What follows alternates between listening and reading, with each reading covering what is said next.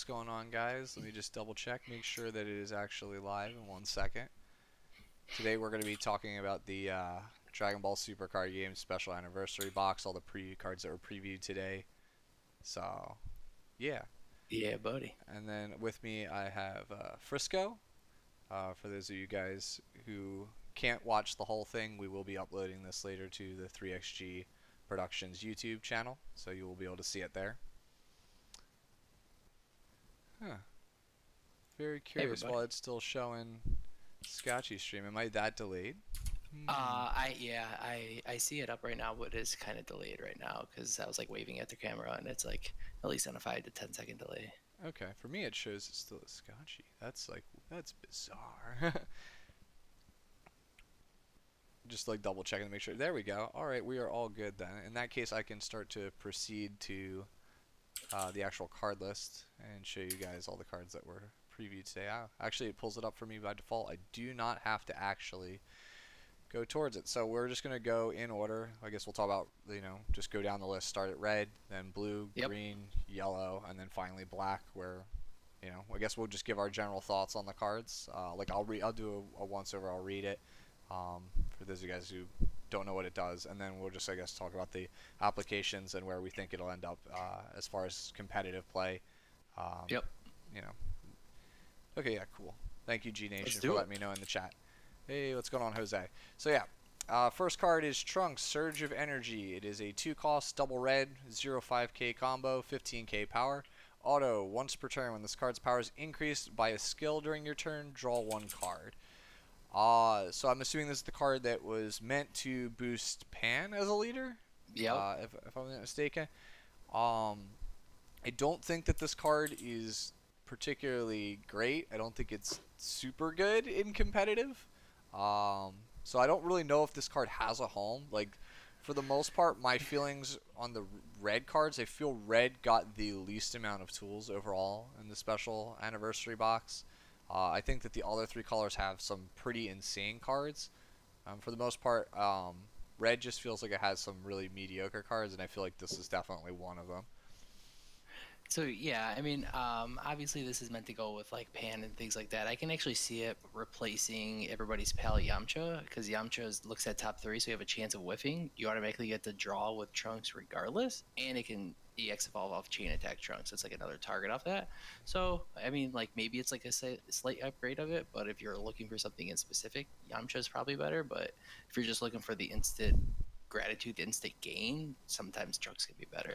So it's kind of like pick your poison. Yeah, I kind of wish we had Tim here from Shenron's there, so I could ask him. Right. He is the Pan player, so it's like, would you play this? Because I don't know if he would, because this is like a one and done. Um, Yeah, that is true. Yamcha has card selection, but you have to build your deck a very specific way to get Exactly. that. But it is repeatable, and that makes me like it a lot more.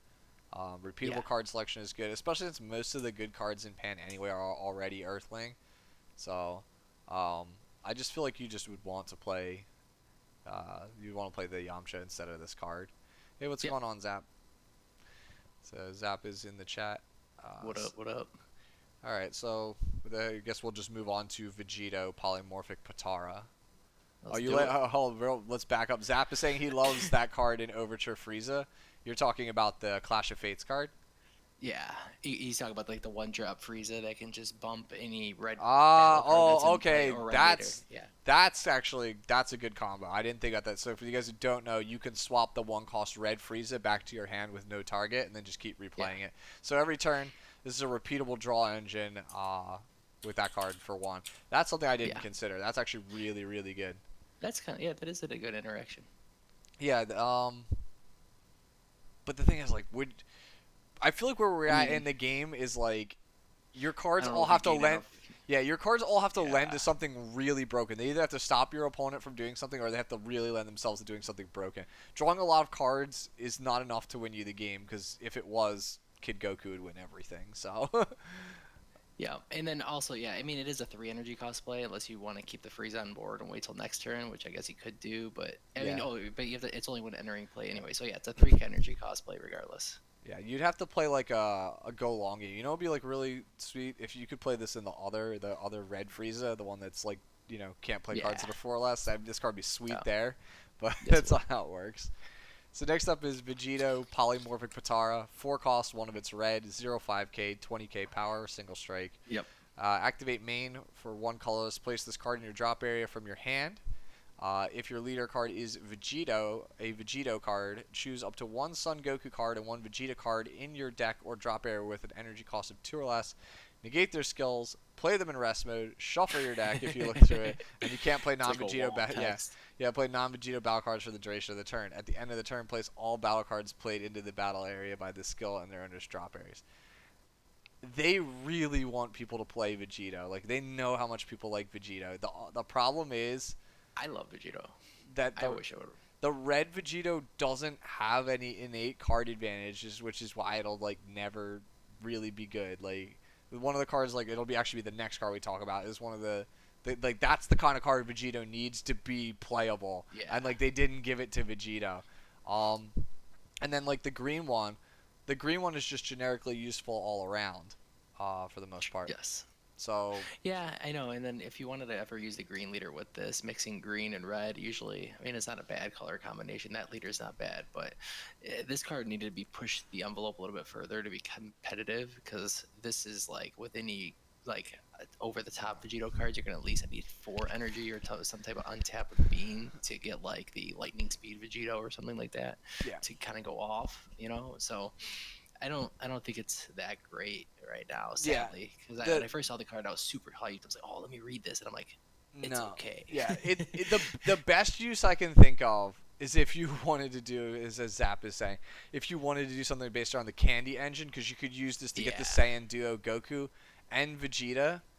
Like, you could like double up on it, right? Like, you could get like a Goku, you could get Saiyan Duo Goku and then a different Vegeta, and then use Saiyan Goku to it, like the effect, right? Oh no, it negates the skill, so you can't even do that. All Yeah, right. you can. Yeah, it They doesn't matter really- what 2 drops you get. It Yeah. doesn't matter. So you just get the 2 drops, and then you use them to go into the 3-drop Vegito that draws you a card off of Union, and then, yeah. No, that doesn't work either, right? Because you can't play Yeah. oh, no, you can. You can play Vegito battle cards. Like You I said, play this Vegito, card, yeah. the card is like unnecessarily wordy, and like honestly, like I said, it's so energy intensive to And do you this can't even event. chain it with like an overwhelm too, which is kind of random. But I mean, like even if you wanted to push envelope with it, it has to stop after this card is played.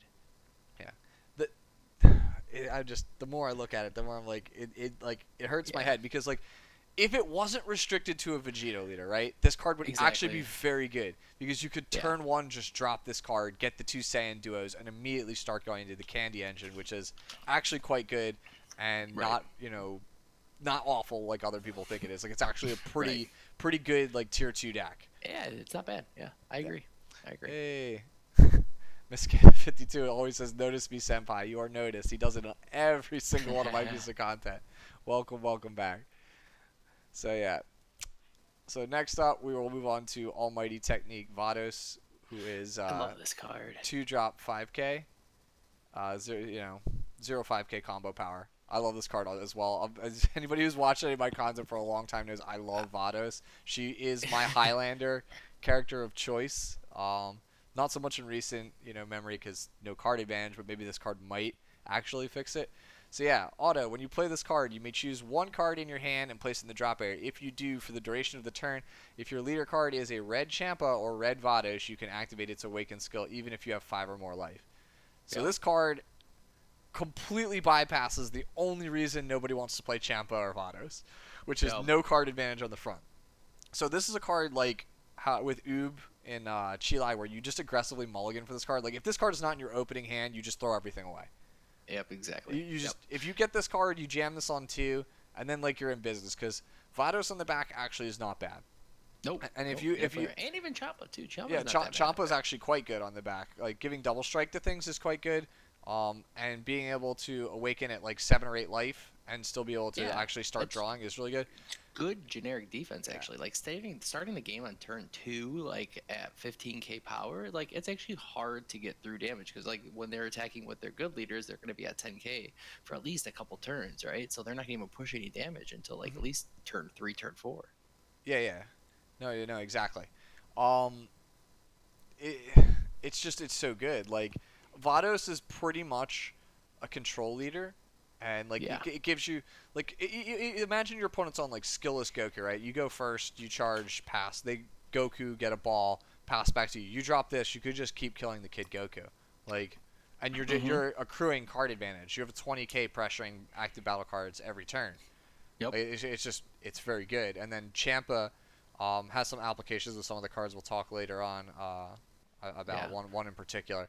Giving something double strike for a whole turn is obviously And always it's been more than powerful. you can use it as many times as you want as well. It's not Correct. even once per turn. Yeah, for Champa, And you can, you can just give all of your guys double strike. yeah, and he can even choose himself too, which is actually not a bad thing. I Not I, many leaders say. I would Yeah. say on the whole this is the best red card, straight up, Yeah. because it actually Ooh. I'm not gonna say that Champa and Vados are tier one. I do think that this card existing, there is a shot for them to be competitively viable. Champa has Yeah. always been fringe playable after set one in almost every scenario. A card like this can actually push him, so you might actually see him being played. I don't know if Yeah. necessarily it will win a tournament, but it has a shot of at least competing Yeah. at the I mean, highest this level. what they're completing the goal. The goal was like, hey, you want to go back to this leader, you want to play, you want to see how good it is and how far you can push it. It might not get there, it might not be tier one, but it gives you like, oh my, it gives you like hope. You know, beforehand you didn't have hope yesterday. Yeah. So Zap is saying he is actually quite underwhelmed with this card. He says it's so expensive, and Champ Awaken isn't a significant improvement from the Unawakened Energy for -2 cards and 2 energy. Here's the thing you're not considering, Zap. Both those characters have draw 2 cards as Awakening, so this card is actually a +0. It's not a. There's no neg. You're yeah, literally that's true. trading. You are literally paying 2 energy and pitching 2 cards from your hand to immediately awaken and draw 2. You break even. So like you're still going to be around 6 or 7 cards when you play Yeah, this card. and you're attacking with leader, which draws you a card as Yeah, well. as I said, like you're still going to come out of your second turn around 7 or 8 cards in hand. Yep. Yeah. It. Jose I is like saying it. he says he actually thinks it's fantastic. This card is fantastic with burst attack. Yeah, I agree. Mm-hmm. And I told you, it's just really good. Like, and it gives me hope to want to at least try to play Vados at locals and not feel like I'm just going to completely get screwed no matter the skill level or contents of my Yeah, opponent's deck. not gonna just get Yeah, dumpstered on. because leaders are so power crafts. Next up is Hit Space Time Transcended. This card's amazing. So I love this card. 3-drop 19k has activate main red 1. Choose one red hit card in your drop area or warp with an energy cost of 6. Evolve this card into it, and you can't play red hit cards with energy cost of 6 for the duration of the turn because they don't want you to just keep going into lightning fast. Yep. So yeah, this card is obviously meant to make set 1's lightning fast hit good as a burn strategy. Um, Just to recap on Lightning Fast Hit, it's an EX of all 5, but now it's 3. You play it, they have to take 2 damage. You actually get the 2 cards in your hand, unlike the Gogeta BR that crits them 2 basically. So, but it's still 2 damage. yes. So you can expound like whatever how you feel about the card because like I have my own personal opinion and I don't want to like rain on your parade right away. No, I mean like I don't think it's like the most busted card ever, but it's something to think about when World Peace is a thing. That you can cheat like basically in a Wish deck, 4 energy equals 2 damage. That's how you can look at it, right? I mean, you can even have a super defensive deck and just do this and just do nothing else, and then you could just win and end up winning the game. So it's just something to think about. It's just like, yeah, I don't really think this is going to survive a turn if you just hard cast it for 3 and just go into the next turn. We're going to go in a very removal based format. So I wouldn't expect this just like, oh, I'm going to play it, it's going to survive a turn. Like if it does, then cool, but I wouldn't expect that. I think you pretty much hit the nail on the head. I think this is only playable in a Wish deck because of World Peace. Yeah. I don't think this card is even playable without World Peace. Like it doesn't have barrier. And it's too easily removed. Like removal is like a dime a dozen in the current game. Like it's super easy to remove non-battle like barrier cards. Like that's one of the reasons why Path to Greatness is so good for a 3-drop, and like other 3-drops are just compelling in comparison. Random note, it's actually cool that it's a 19k. I mean, I know you can't Child's Wish got banned anyways, but like things like Is That All You Got, Revenge of Deathball, things that lower power just won't straight up kill it. So it might sneak through like against red decks, but I wouldn't. My biggest issue with it is that I think there are more broken things you could do, especially within the cards we're going to talk about tonight. I Yeah. think there Oh are yeah. Oh much yeah. more broken things you can do than pay 3 energy to lightning Yeah. fast hit somebody on 4. Like, right, we're at the point in the game where give attacking for 9 damage and cutting your opponent to 3 random cards in their hand is barely competitively viable. Right? So like It's true. You're like not wrong. I remember, I'm not gonna name names, but somebody in the Shenron Lair team chat was like, this card is so great, it's definitely gonna see like a ton of play, and I was like, really? Because like 2 damage, I like mean, I mean there are brews right now that can deal way more damage way quicker for way less yeah. effort. So Yep. not trying to like rain on everyone's parade for hit. Like I think he is good. I think he is playable. I do not think he is tier 1 though. Yeah, I can agree with that. Yep. I think World Peace just can push him a little bit. We'll see how it goes. Next up is Innocence Cannon Majin Buu. It is a 2-drop. One of it is red, 0-5k combo for 10k power. Counter attack. If your leader card is an evil wizard, so Babidi, or Majin, so one of the Buu leaders, negate the attack and play this card. Auto. When you play this card, choose up to one of your opponent's battle cards and it gets minus 5,000 power for the duration of the turn. I will say this. This card's nuts. It is and it isn't. And it literally has nothing to do, I feel like, with what's printed on the cards, like It's just it's a effect text. 2-drop Majin Buu. Correct. That's what it does, and it's a 2-drop that you can actually play on your opponent's turn to actually protect it too, which is relevant. You have to be on one of the the 3 leaders that you can actually play this with, and I don't think any of those leaders are particularly good. But the new Buu isn't bad. He's okay. Like he's a burst leader. He isn't bad. He can do stuff. Yeah, he is okay. Like I consider him like baseline, like playable for leaders. Like he just happens to be 20k on the back and draw cards. So like that's it. Yeah. Like he does the bare minimum for me to want to be able to play him. But this was a great way to like give Majin Buu shells a good boost, because like 1-drop would have been too much, so this is cool. They can go into the 5-drop with the 2 energy on your next turn and just do shenanigans with any of the package that you want to. It's really cool. I like it a lot. I'm glad they made it.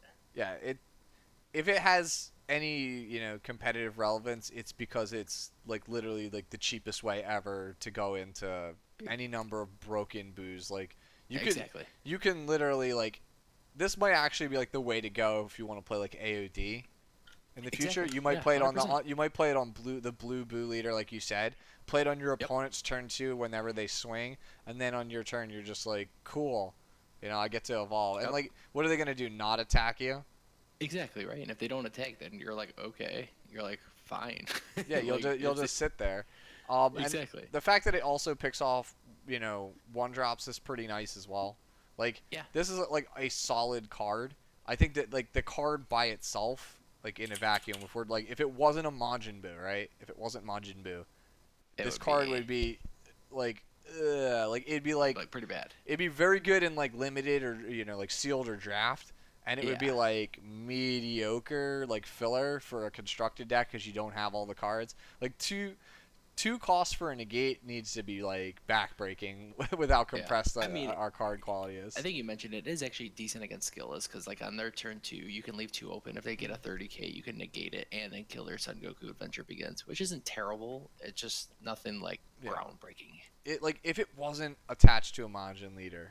Like I understand like that, like they do that for balance reasons, right? Because if this wasn't attached to a Majin leader, it would be ridiculous just because again it is a 2-drop Majin Buu. Exactly. Like nothing else on the card matters. It's a 2-drop Majin Buu. Exactly. Yep. Next up is the boy, the General Rildo, leader of Planet M2. 5 costs, 2 of it red for a 0-5k, 25k power. Again, single strike. Activate main. Pay a red. Choose 1 Nat, Bizu, and Ribbit card from your hand or battle area and place them in their owner's drop area. Play this card from your hand. When you play this card, if your leader card is a Machine Mutant card, choose up to 1 Planet M2 from your deck, activate it, then shuffle your deck. So I'll let you take your first stab at this. Give me 1 second. It's decent. I mean, obviously you get the EX evolve of the metal roto. This is why it's there, so it would make that actual play cheaper. And then what that does basically can lower your opponent's leader by 5k for the turn and draw you 2 cards if you blow up a planet M2. So it's okay. It's nothing amazing. I don't think it's gonna be like top tier or anything like that, but it's decent. I think it's cool for locals and stuff like that, but the roto stuff is not that great to begin with. Yeah, the best machine mutant leader is what, Vegeta baby. Exactly. I don't think But Nat. you can't even cheat out those guys like Nat, Busy, and Rivet. Yeah. You're not gonna Well, pay you one could and di- two for those cards. you can discard them from your hand for the effect. So you can pay red and discard them all from your hand. But like discarding 3 cards from your hand to draw 2. Yeah, no, it's only hand or battler. It's not even from drop. Yeah. Yeah. So like even if you pitch them from hand, you have to actually play them, or they have to be in your hand. I mean, oh, I guess yeah, I get what you're saying. Yeah, just straight from hand, which Yeah. is the -3. Yeah. You don't want to do No, that. it's actually it's a -4 because you have to play this card from your hand too. Exactly. So you're gonna go -4 God. cards in your hand to get a 25k single strike. Like, here's the thing. Like, Ugh. even if this is like a really quick way to get to the meta Rildo, right? The whatever it's the 7 or 8 drop from set 3, the super. That Yeah. card isn't even that good. I know. It's not like You know what's sad? You can even play it on turn 2. It's like, and it's still not even that good, which makes it sad. like it's not like any of the other like 7+ cost cards from Crossworlds, the set he's from. Like Yeah. Ultra Instinct Goku ends games. Kid Buu ends games. Right. Like some of these other cards, like Height of Mastery, we knew that card was busted when we were at it, but we're like, it's not viable because 8 cost is too prohibitive. There's no way to do it. It's too difficult to cast.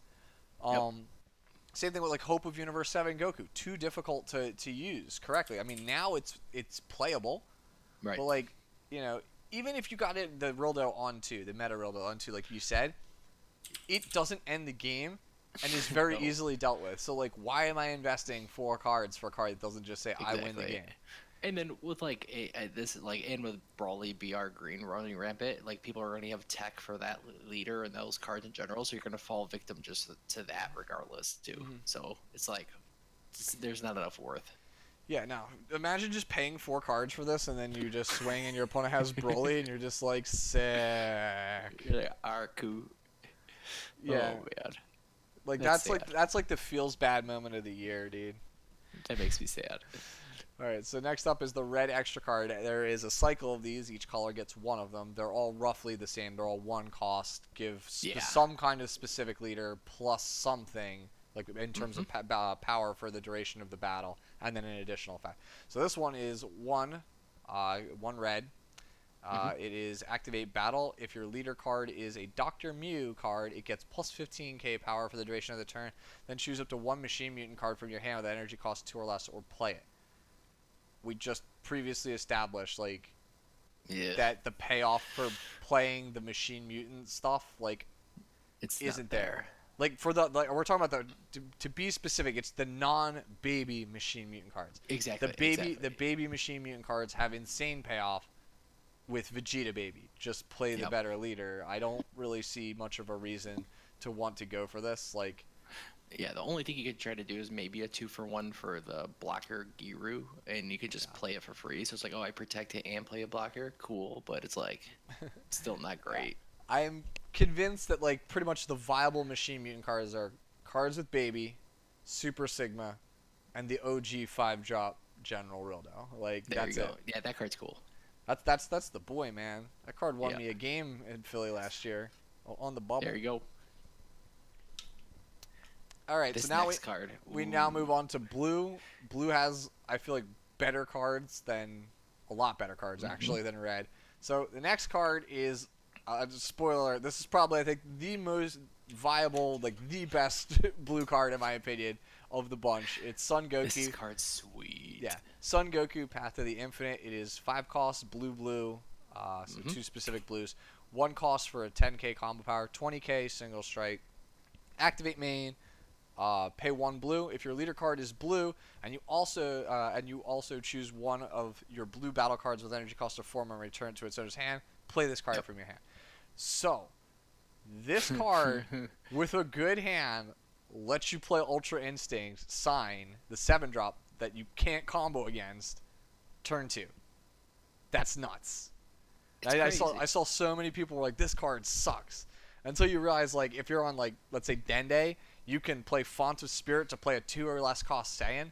So you Yep. play the World Martial Arts Trunks, that's a 2 Yep. cost. That lets you play Otokosuki for free. And yes, you can't play the KO, but for 1 energy, you literally Yeah. just got your 4 drop into play. If you somehow have, like, the godliest hand ever, and you can awaken on turn 1 so you can play Font for free, you can then literally go into this Goku turn 1, and then turn 2 charge a blue, and go immediately into Ultra Instinct Goku. Like, if you Yeah. went first and you had that hand, 35k that you can't combo against, triple strike ends games very, very, very Yeah. quickly. The one thing the UI Goku does cost two EX evolve, so you just have to keep mind of that basically. Mhm. But yeah, if you do a free fountain and then this costs 1, then the EX evolve 2, you need at least 3 energy, or you Yeah, have to tap 1 with Bean or Unyielding or something like that. yeah. Um, Which I there's mean, like, Sensu Bean's a card. Like Sensu's yes, still a yes, it card. is. You could still play the 1 cost or the 1 copy of the Trunks Unyielding. Unyielding that we have. Like, Yeah. the card's just good. Like, even turn It's 3, like if you played Oob as a leader, right? Like, you play yeah. Oob. Do you understand, like, your lines of play as Oob? Like, you either go just beats with Trunks Otoko on 2 into Goku Oob on 3, Yeah. or you Yeah. go into UI. Both of those are blowout plays.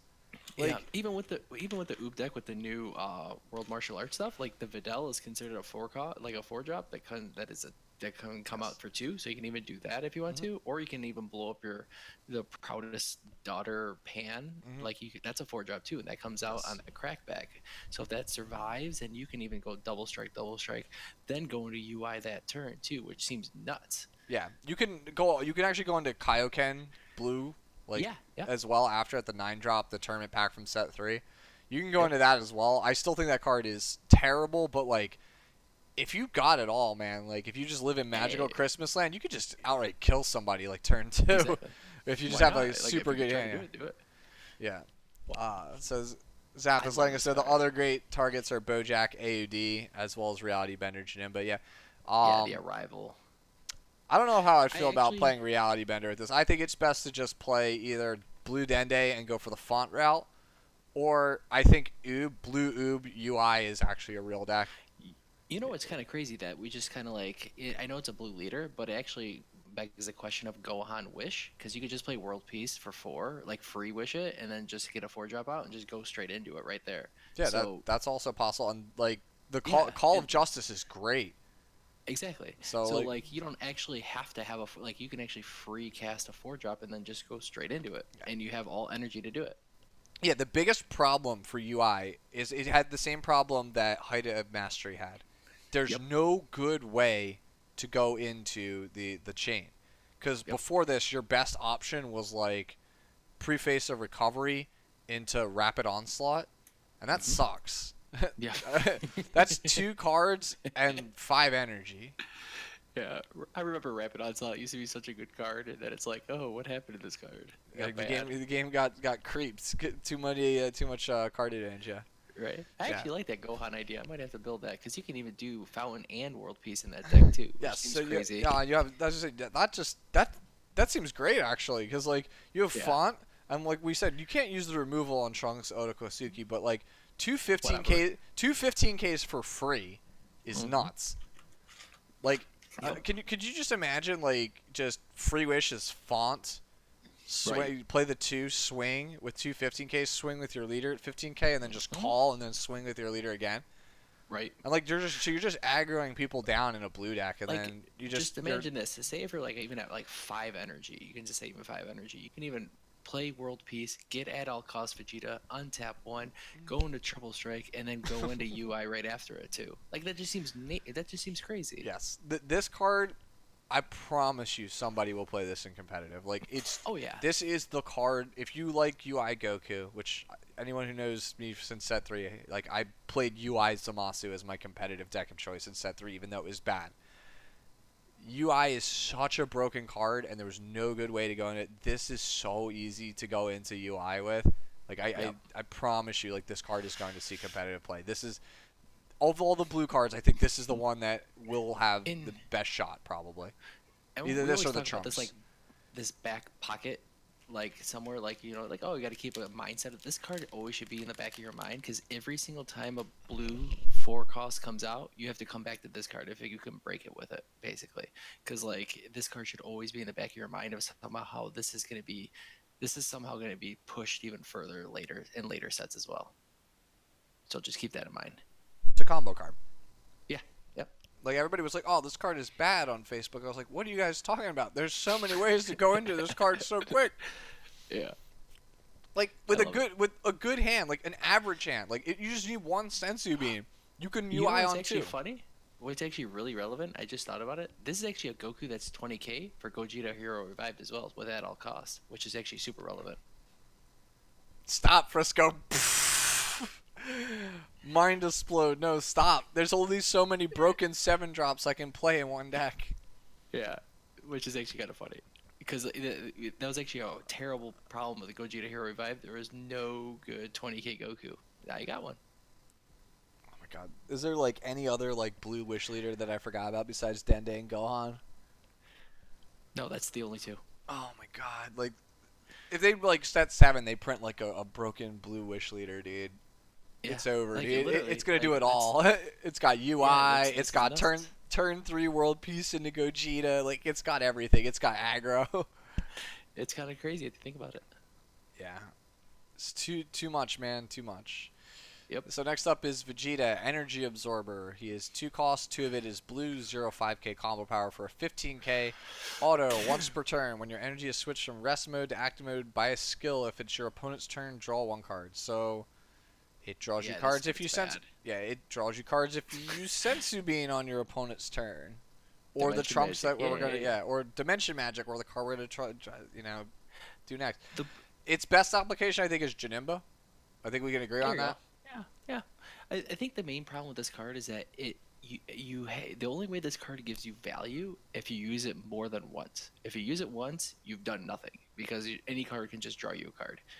It has to get you at least more than one draw. If you're not going to think it's going to do that, it's totally terrible. Jose is like, what about Zeno button with this card? I mean, it would work. You have to. It has to stick on the field for multiple turns to get actual value out of it. And I don't think we're in a format that it matters. Maybe Fountain of Youth because you could play it turn 1, maybe. Yeah. But Yeah, no, I think there are better cards. Like it's not it's not inherently a bad card, but like it doesn't hate out your opponent's strategy. It requires specific things for you to do, like to have in your hand to Yeah. get mileage out of it, and it's super easy to kill. At Yeah. least like And side note, it's a Gogeta Hero Revive fusion target as well. Yeah. Whatever that's worth. All right, moving on. We're gonna talk about Trunks Hope Renewed. This is the only other card I think that maybe like I have like a strong feeling that it'll probably see play somewhere. Like, there's a other card we'll talk. There's a 2 cards we'll talk about at the end that I am like unsure how good they are competitively. Like, Right. but I know Goku will see play, and I Right. am pretty confident that Trunks will see play as well. So it's between those 2 cards. So 2 drop, 15k, 2 of it blue, 5k. Again, 15k power. Activate battle. Place this card at the bottom of its owner's deck. If your leader card is blue and it's your opponent's turn, choose up to 1 of your blue energy and switch it to active mode. Yep. See, I don't know. I'm kind of torn about this card because if like Tianshan Returning Fire didn't exist, I would say this card's pretty cool. But since they exist and it's in everybody's sideboard, I Yeah. wouldn't even touch this card. Like you're already getting nagged from Dimension Magic and Beans. Like I don't want you to add more cards that hurt yourself in games 2 and 3. Yeah. Exactly. Like because it's tied. If it wasn't tied to a blue leader, it'd be obviously broken. Because people would just play it and everything. Because they're just like, sweet. And I'm playing blue X. I'll just just get energy for negates or combo powers or whatever have you. I like that you can use it though. Like even if it's in rest mode. So like you can just play this card and just beat face with it, and the second they try and attack it, you're just like, if they commit like any real combo power to it, you're like, sweet, I'm just gonna untap an energy. Right. Exactly. Yep. So that's pretty sweet. I do like that.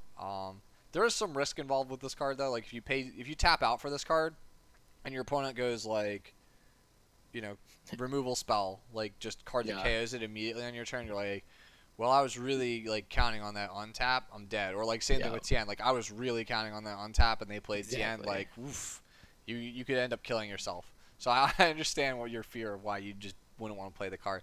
I think he is definitely playable. I don't know how playable he is now. Later on down the line, yeah, definitely. We'll see. It's a card Yeah. that it's definitely worth keeping an eye on. Yep. Next up is Whis Destruction's 8. One cost, one of it blue, obviously. 0.5k for 4k power.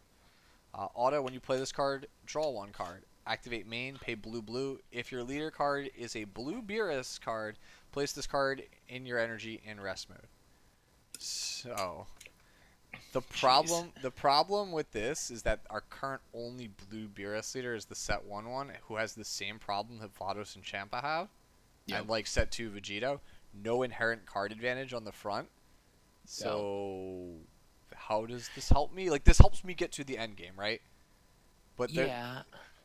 And another thing that bothers me too that it costs 2 blue, so it's like you can't even splash another color even if you really want to. Maybe you can have dual color, but then you can't even play this on turn 1.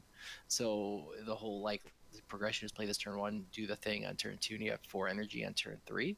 But you're going to be at 3 blue and then one other color. So I don't know. I was like, oh, maybe it could be a blue red thing, but I you're think still behind a turn because you can't get a second red in time. I think this card is amazingly well designed. I just don't think that it helps the deck that it's designed for currently that we know of. Exactly. Like the current blue Beerus we have, this card does nothing for it.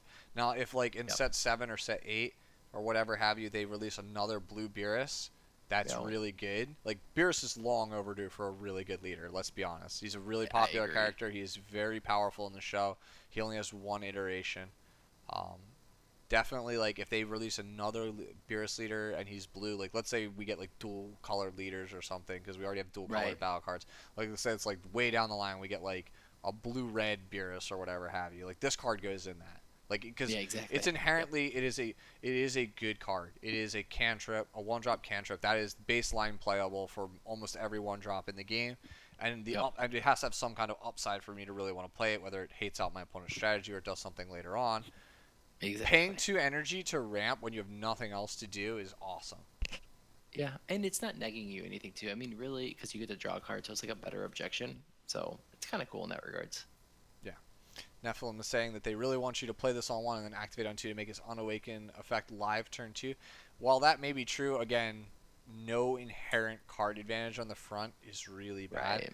If it said like, if it had instead of auto when you play this card, draw a card, if it had permanent, your blue Beerus has, once per turn, you know, when this card attacks, if you've drawn no cards like off the leader swing, draw a card or something like. So it's Mm-hmm. like phrased in such a way that if your leader could not draw a card normally, it does when it attacks. Right. So like that's how you make the Beerus leader viable. Like you give it this card with that effect. Obviously, like I don't know if you wanted to have barrier because you don't want to just start slapping barrier on everything to make Yeah, everyone's strategy I don't- integral. Because there has to be some counterplay, but like that would have been to me a better way to make this card is if it was permanent. It gives your Beerus, leader card the ability to draw when it attacks. Like I don't know, like in the like maybe you make the timing so it's like in the combo step, right? So like you swing with it, and it's like if you're there, you haven't drawn a card off of your Beerus leader, and it's your combo step, like you can draw a card. Yeah. Yeah, that's how you do it. Activate battle if it's your turn. We're just like I'm like hashing out like a million ways like what would the syntax be, but yeah, it would be like activate battle 0 if it's your turn and your leader is Beerus and you haven't drawn a card from your any of your leader's skills this turn, you may draw one card. Yeah, there's a way to push this card. I mean, like 2 is the safe route to go. I mean, like 1 seems like it would have been too little. I don't know. It's hard. It's hard. This is a safer route to go with for sure. Yes. Oh, also you'd have to make it so that you couldn't use any. You can only have one of this card in play as well with that effect, because otherwise Yeah. you would just be able to like I just chain like a bunch of them and draw a bunch of cards. Honestly, would Right. that even be so bad? Like, it's not like Beerus is like hurting for anything. If you had like three of these guys, Exactly. and then on Awaken side you could just draw three on a swing, that wouldn't even be that bad because that means you're not even developing your board. You're literally just having a bunch Exactly. of like little guys that don't do anything. Nope. So yeah, no, that's I think how I would have changed it. I think it's a card to keep in the back of your mind for like, I always talk about Yeah. mental checklist. This is a mental checklist card. You keep this in the back of your mind, like Yep. many sets from now, because this card is not making Beerus like any more viable. Also, I think it's a little bit lazy that they literally use God Strike Beerus' artwork in the background. Just saying. Next up, we have Goku Black, Countdown to Destruction. He is 3 costs, 2 of it blue for a 0-5k, 10k power. Permanent, when you have 5 or more energy, you can play this card from your hand without paying its energy cost. Auto, when you play this card, if your leader card is a Goku Black or Zamasu card, draw 1 card, and you can't play Goku Black Countdown to Destruction for the duration of the turn. Because, Yep. having 5 energy and being able to just cantrip a bunch of these if they happen to be in your hand is too broken. Well, it would have been, but whatever. It doesn't matter. Yeah. I look at this card. It's not really a Zamasu card because you'll see later on that the other Zamasu support. So this is primarily for the Goku Black 7 or 8 drop to blow up 3 energy. Yes. That's how I look at this card. It's good. So I don't want to say it's broken or anything like that, but it makes it viable. I wouldn't say. Yeah, it just the only problem with Goku Black is that he has to take life as energy, and like Yes. he's gonna be very susceptible to aggro, and it's just you're in a bad place. There's- And blowing up 3 energy is not winning you the game anyways. Put a pin in that, but first off, yeah, Goku Black as a leader, his main issue is that he has poor card advantage. He doesn't draw a lot of cards, and he is arguably one of the easiest characters in the game to kill. He has garbage defense. Like, for him to do anything, for you to want to pick Goku Black as your leader, you have to take advantage of his skills, which means you're at 2 life very quickly. Like, first 3 turns of the game, you're 2 life or less. That is Yep. not a good spot to be in. So like this doesn't really help you in any way like solve either of those issues. This is just another Goku Black to evolve into, and like correct me if I'm wrong, but like we had the one from the original, the first box, right? That was already a 3 drop that had barrier. Oh yeah, anniversary box. Yeah, Yes. yeah. So that one, like, that card already didn't help Goku Black. How does this card help Goku Black? It literally doesn't help you at all. That said, when we were saying put the pin in it, you're like, blowing up 3 energy doesn't necessarily win you the game. That's where I disagree. Land destruction, mass land destruction in Magic is very broken. It is borderline like the second most broken thing you can do. Resource denial is busted in every game if it's super accessible. Energy removal in Pokemon broke the damn game. That's why it had to get changed, because it was too powerful. Like, energy denial, resource denial in these kinds of games is way too strong. So if the 8-drop Goku Black is ever like playable or easy to go into, like how we were just talking about UI Goku, you could play it on turn 2. If you could play that Goku Black on turn 3 consistently and not worry about having to die, it would be like the only deck. It would be that and then like Cold Bloodlust, because having a huge dude in play and your opponent starts back on turn 1 is like nearly insurmountable. Right. This leader, like, if Goku Black was an untapped 2 leader, I would say maybe like this could work. But since he's a draw 2, it seems counterintuitive because the untapped 2, because he has poor hand advantage anyways. But they're just because you'll see in a card later on, the Planet for Destruction will give you free energy. So it just, I don't know when's the earliest you're going to do it. At turn 4, turn 5. It's just when people crack back you with a hidden power Isekai or Champa for double strike too. That's usually enough to kill you, even if you have 1 or 2 energy. That's my only concern. Yeah, I think this is pretty much of the blue cards. This is definitely, I think, the worst one. Mm-hmm. Yeah. There's just way better options, even for Goku Black, and that says a lot because Goku Black has like 4 cards, and 3 of them are awful. Right. That sucks too because he's such a cool character. It is true. That is true. All right, so here we go. This is the card that's gonna make everybody go, "So Pat, you playing it again?" So Fuse Zamasu, Fusion Refined. So it is a 4-drop. 2 of it is blue for 0.5k combo power, 15k base power. Indestructible, which is still the most broken keyword in this game. Yes, it is. Yep. Between that and deflect. Um, Permanent. Your blue Fuse Zamasu leader card can activate its Awaken skill even if you are 3 or more life. Activate main. Blue, blue. Place this card in its owner's drop area. If your leader card is Zamasu, and you have 15 or less cards in your deck, choose up to 1 Infinite Force Fuse Zamasu in your hand and play it. So it gets the 10 drop that is literally backbreaking if you could ever cast it. Busted. Yeah. So, let me just unpack this card real fast. First off, your blue Fuse Zamasu card can awaken even if you're at 3 or more life. So, what this means is that you can still awaken at 8 life, but anybody who's played Zamasu once knows you want to be like 1 life when you awaken. So that first effect is largely irrelevant because you were leaving a ton of life on the table. What I will say though is what's nice about this card is that you can aggressively just take life, with no qualms about it, and be happy because it fills up for another card that we'll talk about next, which is Plan for Destruction. So that fills the yard up for that, which is nice. But this is your safety net. If your opponent's just going to try and stall you out, or because the big thing about Zamasu when you play it is it's this weird, dance where it's oh, I don't want to attack him so he can't get that last card, haha. Or he can't awaken if I don't attack him at this point. Yeah. So this just completely eliminates that dance, which is really nice. Next up, obviously, is the second effect. It says if your leader card is Zamasu, not a blue Zamasu, first off, so that's something to point out. Yep. I noticed that. And you have 15 or less cards in your deck, so if someone get a better Zamasu than we already have, that this card will still work in that deck, which is pretty sweet.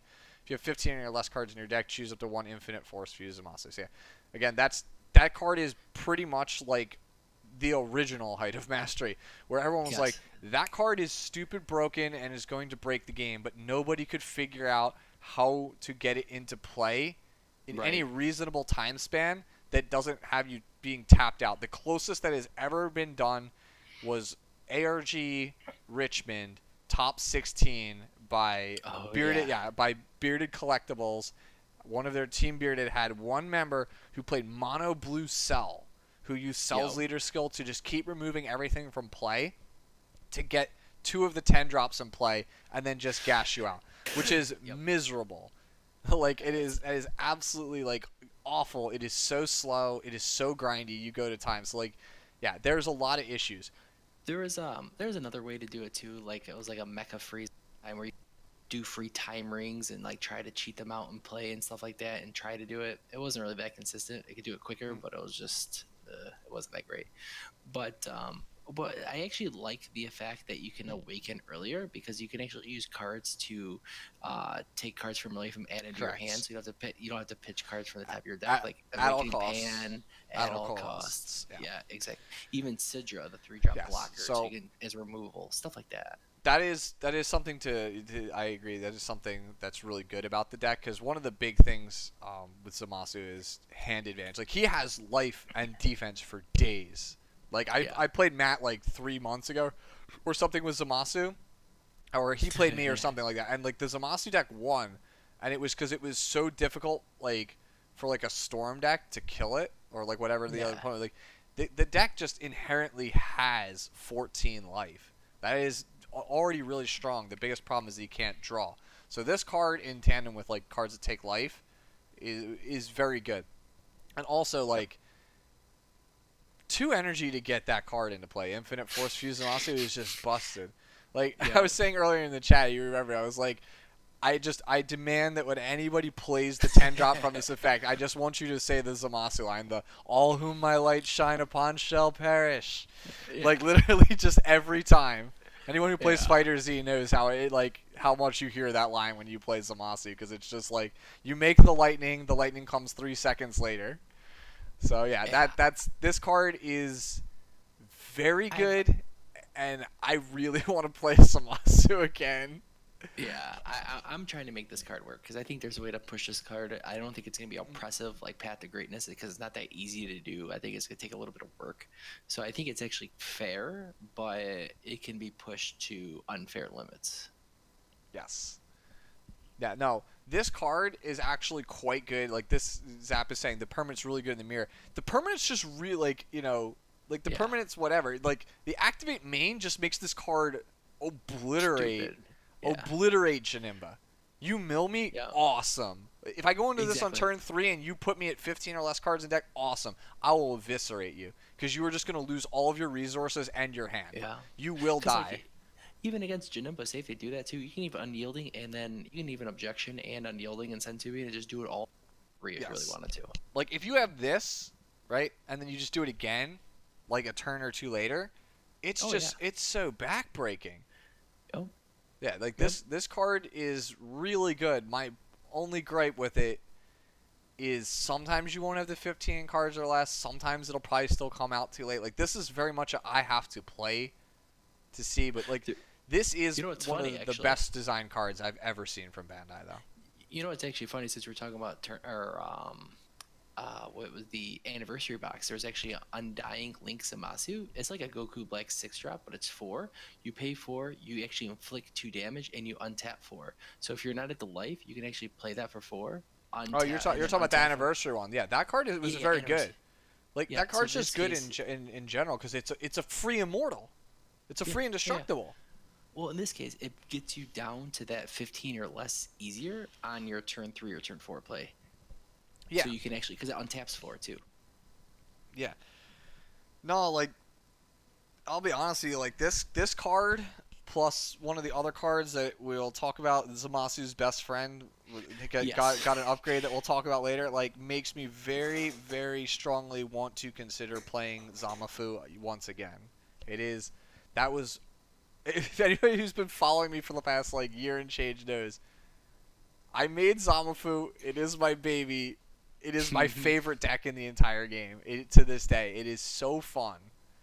So yeah, like Yep. I really want to play Zamasu again. And hey, and you know what's funny about Zamasu as a leader? He can actually has the broken super combo with Yes, he has Hellas. Hellas. Yes, I bought my Yes, foil yeah, copies for Zamasu ages ago. yeah, which is actually somewhat relevant Yeah, because you're drawing 2 and getting less cards actually gets you to that requirement I too. don't have Zamasu built anymore, but I have like a section in one of my like storage cases of all of my Zamasu cards. Like I have a play set of like SPR UIs in there. Like the whole deck was Yeah. foil. It was max rarity when I used to play it.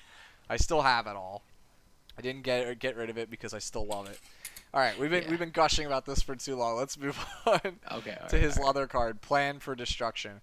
One cost, it's obviously an extra card. One cost, obviously one of it is blue. Activate battle. If your leader card is Goku Black or Zamasu, it gets plus 10k power for the duration of the battle. Then, if there is a total of 7 or more energy between you and your opponent, place this card from your drop area in your energy in rest mode. Broken. This Yeah, card is dumb. yeah. So Oh my this card god. is a ramp spell that's also a And defense it's and comp. and Yeah. it's and it's defense too. It's not like it's Mhm. it's a 10k instead of drawing a card, you get an energy. It's like Yes. okay. Yeah. No, I And oh man. like you understand. Like, all right. So if you go turn, let's say you go turn 1, energy. Turn 2, objection. Turn 3, Yeah. fuse Zamasi, fusion refine. Turn 4, right? Like I don't know. I don't know how you'll get like an energy on tap. That like maybe you somehow, but like turn 4, you can jam this guy, right? And then you'll go up get another energy. And then if you have a bean, you can just Goku Black right there, then Goku Black, then immediately go into the 10 drop because you just milled 20 cards. Yeah. That's I'm the building kind of power we're talking about with this synergy with this card. yeah, the card's dumb. Like on, oh, I already have like a deck built kind of like around this and everything. It ramps you up as well to other high cost cards too. So think about like Gogeta Hero Revive, the SCR Goku Oops, stuff like that too. And that you already have like Sparking 10 and stuff like that, and it naturally gets you to that 7 energy. You don't even need the other cards like to fuse it or anything. So it's Mhm. kind of like a Veku ramp, but with more playable cards into it. Yeah. So exactly, like that combo that I just told you about, like, dude, like that's so like insanely powerful. Like Yeah. this card again, we're talking about Zamasu with a card that we'll talk about again later. I don't want to like jump the gun. We'll come back to it I guess at that point. But like the synergy between the old Goku Black Rose, this Yeah. new 4-drop Zamasu, this extra card, and the other card that we'll talk to when we get to Black is like it's actually nuts. Like how much Yeah. power you can put So into play on turn 4. yeah, and then just to give a little love to Goku Black, so I think like with this card, if you use your leader ability and you objection on turn 2 and like that turn 4 when you have 4 energy and they have 2 or maybe 3, there's a possibility of like trying to do it on the Goku Black, like blowing up 3 energy like on turn 4, turn 5. There is a possibility of it. It's not like amazing, but there is a chance. Yeah.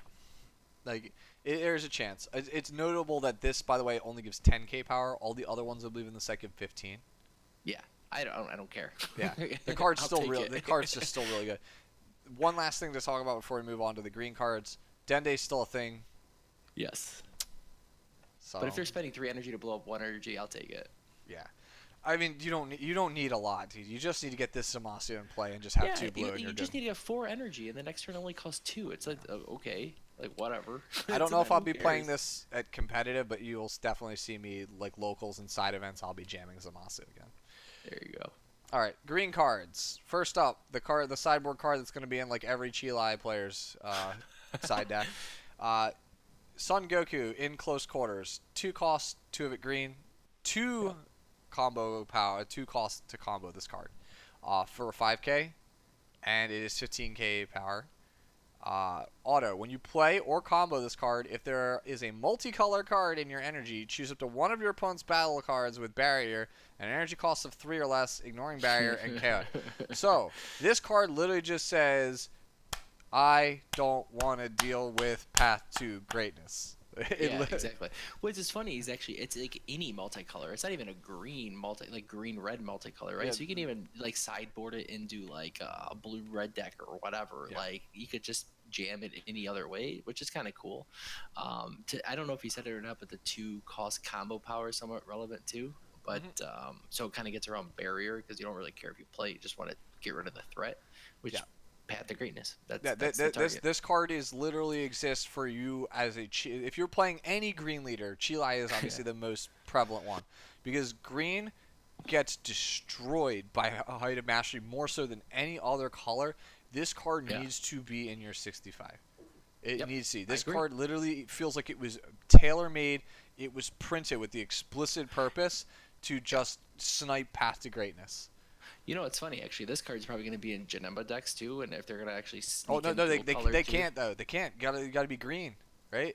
Is it? Yeah. No, it doesn't matter. Oh no, Just a yeah. multicolor. Oh no, you're So, right. like, Oh so my bad. Janemba's just going to throw this in. Yeah, no, they're going to No, just throw okay, this in not there, even that. Dude, you need this card in your sideboard. This yeah, card. Yeah, it's crazy. This is a card that just has to. If you play a multicolor deck like multicolor energy, this card needs to be in your sideboard. Straight up. Yep. It's too strong versus the heightened mastery decks. Yep. And it's going to be too relevant. Way too relevant. Yes. Zap is saying he thinks it's best for blue, yellow, Janemba. I think it's best in Chilai, but I think everything's best in Chilai because she's Bay. Yeah, it definitely needed in Janemba. I think if you have this in Janemba, it's just like an auto those decks. There's like nothing they can do. They have no interaction unless they're going to try to counter like 3 attacks in a row to try not to combo. All right. So next up is probably my favorite card in the entire box. Like you heard me, you heard me just gush for like on end about Zamasu. What did I tell you about this card? Son Gohan, display of strength, 4 costs, 2 of it green, 0.5k combo power, 19k battle power. Auto, when you play this card, draw 2 cards. Already very good. Activate main. If your leader card is green, choose 1 piercing Super Saiyan 2 Son Gohan from your hand and play it on top of this card. Thank you, baby. Bandai. Thank you, Bandai. Thank you. Before Fu Shrouded in Mystery, there was piercing SS2 Son Gohan. When Matt and I first met, I had to roast him at ARG Hartford because I was like, dude, you're that guy that posts the YouTube videos that gives away all my tech. You gave away my SS2 Son Gohan tech. And he's like, that card's sweet. And I was like, I know. And he's like, did we just become best friends? And then there was like a manly handshake. And that's how I met Matt. Like, that's how we became friends. Like, because we thought that card was insane and nobody played it for some reason. And Yeah, I love that. I love and that. that Oh card my was god. basically unplayable for the reasons we detail with Height of Mastery, Ultra Yeah. Instinct, and many others. It's just slightly too slow for the format. This card is just like, cool, green leader, you're Chilai, let's world peace for free this Gohan, draw 2 cards, and then Yeah. immediately go into Piercing SS2 Sun Gohan, which, for those of you guys who don't know what it does, 7 drop 25k double strike. If your opponent combos at all during their turn, whenever they put a Yeah. card into their combo, if it costs 3 or less, they literally wipe all of their 3 or less battle cards in play and Hmm. all of their 3 or less battle cards in the combo. So what does that mean? That means your opponent can't super combo, because if they do, it gets Yeah. removed immediately. They do not get it. I'm actually trying to think if there's any. There's only one super combo. I think that's over 2 or over 3, and I think it's just this pan, the swap one, Yeah, and it's 4 it cost. is just Plucky Dynasty. That is correct. So this card shuts That's the off. only one. Yep, this card for the duration of the turn gives you a big beefy boy that says, "Hey, you don't get to use super combos." Yeah. Yeah, and like You get to most of your, still draw the card, but you don't get the power. yeah, Which correct. is, And most of your which is 0.5Ks, not all of them, because back then when Piercing SS2 was really good, exactly. only 3 or less had 5Ks, with the exception of Kale. Yes. Kale was the Yep. only 4 cost or more card that was a 0.5K. Yeah, she broke that barrier. But this SS2 Gohan, man, this makes me so happy. That, And just to kind of give like a little bit of a thing, I won't go too much into it, but it is a 7-drop and it does work with Brawly SCR. And I'll correct. just leave it at that. Yes. This card will see play in competitive. Like, will definitely see play. Piercing SS2 Gohan's effect is too strong. It is Fushada in Mystery is a card that is sideboarded heavily in a lot of metagames because it turns off things and instantly wins matchups. This is one of those cards, like, it is just a hair below this card. Like, this Right. card is, it's pretty good in a lot And of like snares. Like, it Chilai gets is very good with World Peace too, but like even like Green Goku from Clash of Fates, like he actually has a legitimate threat besides the Krillin Final Showdown package. Like he's actually has something to do now. It's kind of cool. Yes. It's like, oh, cool. I can actually try to win the game now. Optimus Brown is asking, how do you play it in Broly? Please tell me.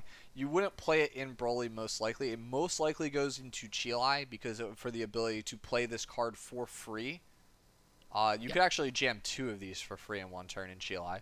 So that's like I think the best home for this card. It's just a very powerful free effect that draws you cards and can basically put the game away immediately. Yeah. What I was saying I was mentioning Brawly SCR because the Gohan is a 7-drop, and then if you KO it, you can play the Brawly SCR. So it's just another way to get it out. Yeah, this is I think the best like this card solidifies I think Piercing SS2 Sun Gohan is like the easiest like late game threat. Because like before this, your only options were Victory Strike, which is largely still played in yellow, and then Right. Hope of Universe 7.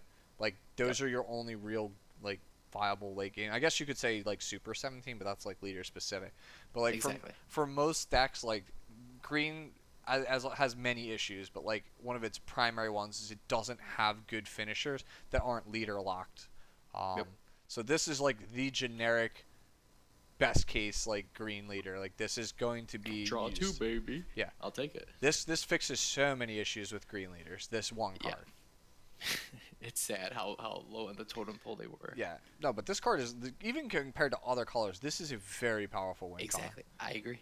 Totally Like, agree. this is not quite Height of Mastery, but it's close. It's really close. Yeah. This But is we green. don't want more of those item masters. This is Yeah. fine because it doesn't have deflect, it doesn't have barrier. Or Yeah, no, anything this like is that. this It's is fair. this is a legitimately powerful win con that is not toxic like Height of Mastery. Like Height of Mastery is just like cool. You don't get to play the game. Exactly. Next up is Krillin calling for help. 1 cost, obviously one of it being green, for his 0.5k combo power with 4k base power permanent. If your leader card is a green Son Goku card and it's flipped to its back, increase this card's energy cost by 3 in all areas, and this card gains blocker. When you play this card, draw 1 card. So obviously this is a card to make it so that Final Showdown Son Goku is really good, which is another criminally underplayed card, largely because Exactly. the cards that support it are bad. This fixes the problem. But you have to be the Goku. But like, The, That's okay. He's not terrible, and that's why you could do the Gohan stuff too. The card before this, it's not terrible. I just wish it had a little bit of protection on it. It didn't need barrier, but yeah. something like it, like if it can't be like whenever its power is lowered like to 0 or less or whatever, it's not put in the drop area. Something like that. Like it could still be KO'd, but just give it a little bit of protection, just because like Yeah. I don't think this is gonna survive that often, but it forces your opponent to answer it. I really, really wish this wasn't locked behind Son Goku. I really wish this is if your leader card is green. Yeah. Because, like, could it just have been if your leader card is green or black, like Final Showdown Yeah, Son Goku is? exactly. That's what I was thinking of. If only. If only, man, like, so close with this card. So close. Like, Yeah. that's the thing. It's the same problem we keep talking about. Final Showdown Son Goku is a ridiculously busted card. It's the cards Yeah. that put it into play that are lackluster. Like, and Totally I agree. don't feel like this card helps the case. And Green, also, like, what's another thing to note too is that you actually have to awaken to use the ability. So, like, it forces you on defense to use your untap too, which kind of stinks. I wish it just said if you're at 4 or less life, you hmm know? yes, So that's what I kind of wish it did. So it'd still work with all future leaders. If there's any new mechanics, it'll still work. But in this case, you're forced to use your untap 2 on defense to do it, which kind of stinks. yeah, this is exactly like we talked about with Whis. Like we're so close. Just Yeah. the leader is not good enough right now for this card to be where it is. Like we are so close. Yep. So yeah, to file this guy away. I don't think this is gonna make Final Showdown Son Goku any better than he already is, which is a shame because that card is again criminally underplayed. That card is too powerful to just sit in a binder. Right. All right, next up is Paragus, Quelling the Beast. 2 drop, 2 of it green, 0 5k combo power, 10k battle power. Permanent. Cards in your battle area can't be placed in their owner's drop areas by your skills. Auto, when you play this card, draw 1 card. I feel like we had this card already, and it had 20 and it had 20k power, and you could cheat it into play for free, and its name was Caulifla. Yeah. I don't know why this card was printed. I can't answer that for you. I feel like this was just like, well, Broly players need something, and it's like, well, it's like they didn't go back and think like what could Broly need, and it's just like what if Yeah. they don't have to sacrifice? But wait, you already gave them that in the same drop. Like if this is a 1 drop, sure, Cool. because it's They, 2 drop, it's like it's just bizarre. yeah, I totally agree. Like he needed like a 1 drop that was like specific to his leader that can bring out the 3 drop evolution, like cheat that out so you can cheat other stuff out, and like that's what we needed to like push it, because the new one from set 6, that Brawly, they can like pick a card from their hand and burst 5, like that's a good card. However, playing it on turn 4 turn 5 is not really ideal right now. Yeah, So like if they created anything that cheated like the 3 drop out, the evolution one, it would have been cool. But this card is, yeah, Khalifa, it does exactly the same, but it's just a better card. yeah. No, the people in the chat are saying, but it protects the ring. No, the ring was never good anyway. Yeah, I don't know. Like I don't know what to say, man. Like doesn't Khalifa also protect your hand? No, that's the ring that does it, right? It's just The, the the ring. ring does it, yeah. But Khalifa, yeah, you can still pick her. She just can't be KO'd by your skills, right? Is that what Yeah, she says? like I don't know, dude. I just Yeah.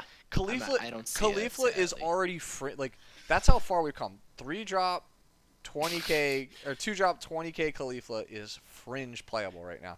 What do you think the Yeah. odds are that Paragus is playable?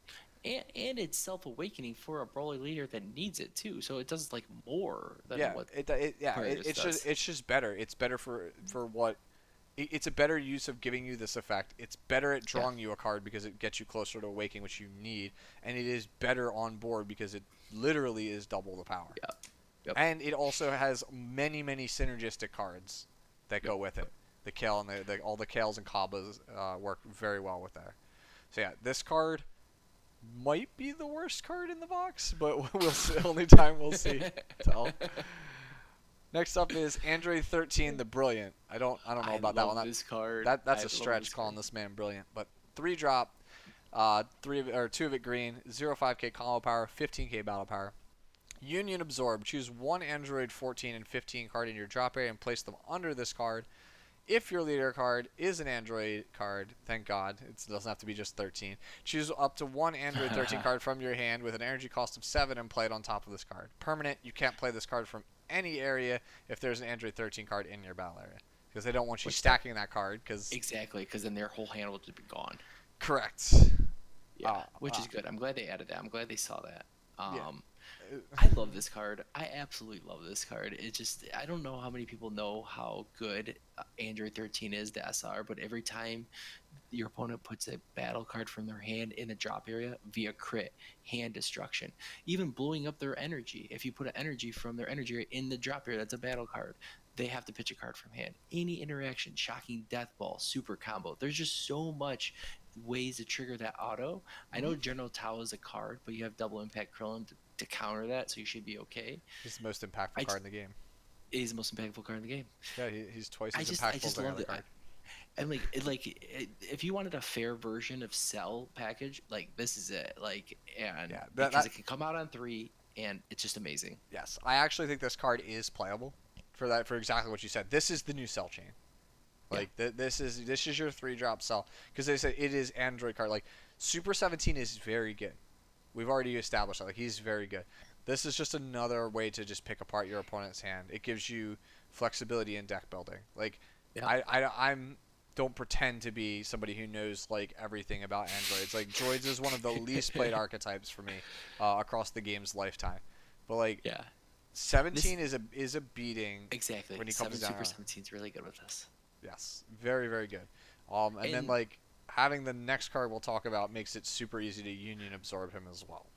I think this gives us our answer why they limited Cell 3 drop, because like if you played this and then you went into Cell next turn, their whole hand is just gone. They don't even get to keep 3 cards. So And I was actually saying it's the reverse. You go Cell on 3, this on 4. Good game.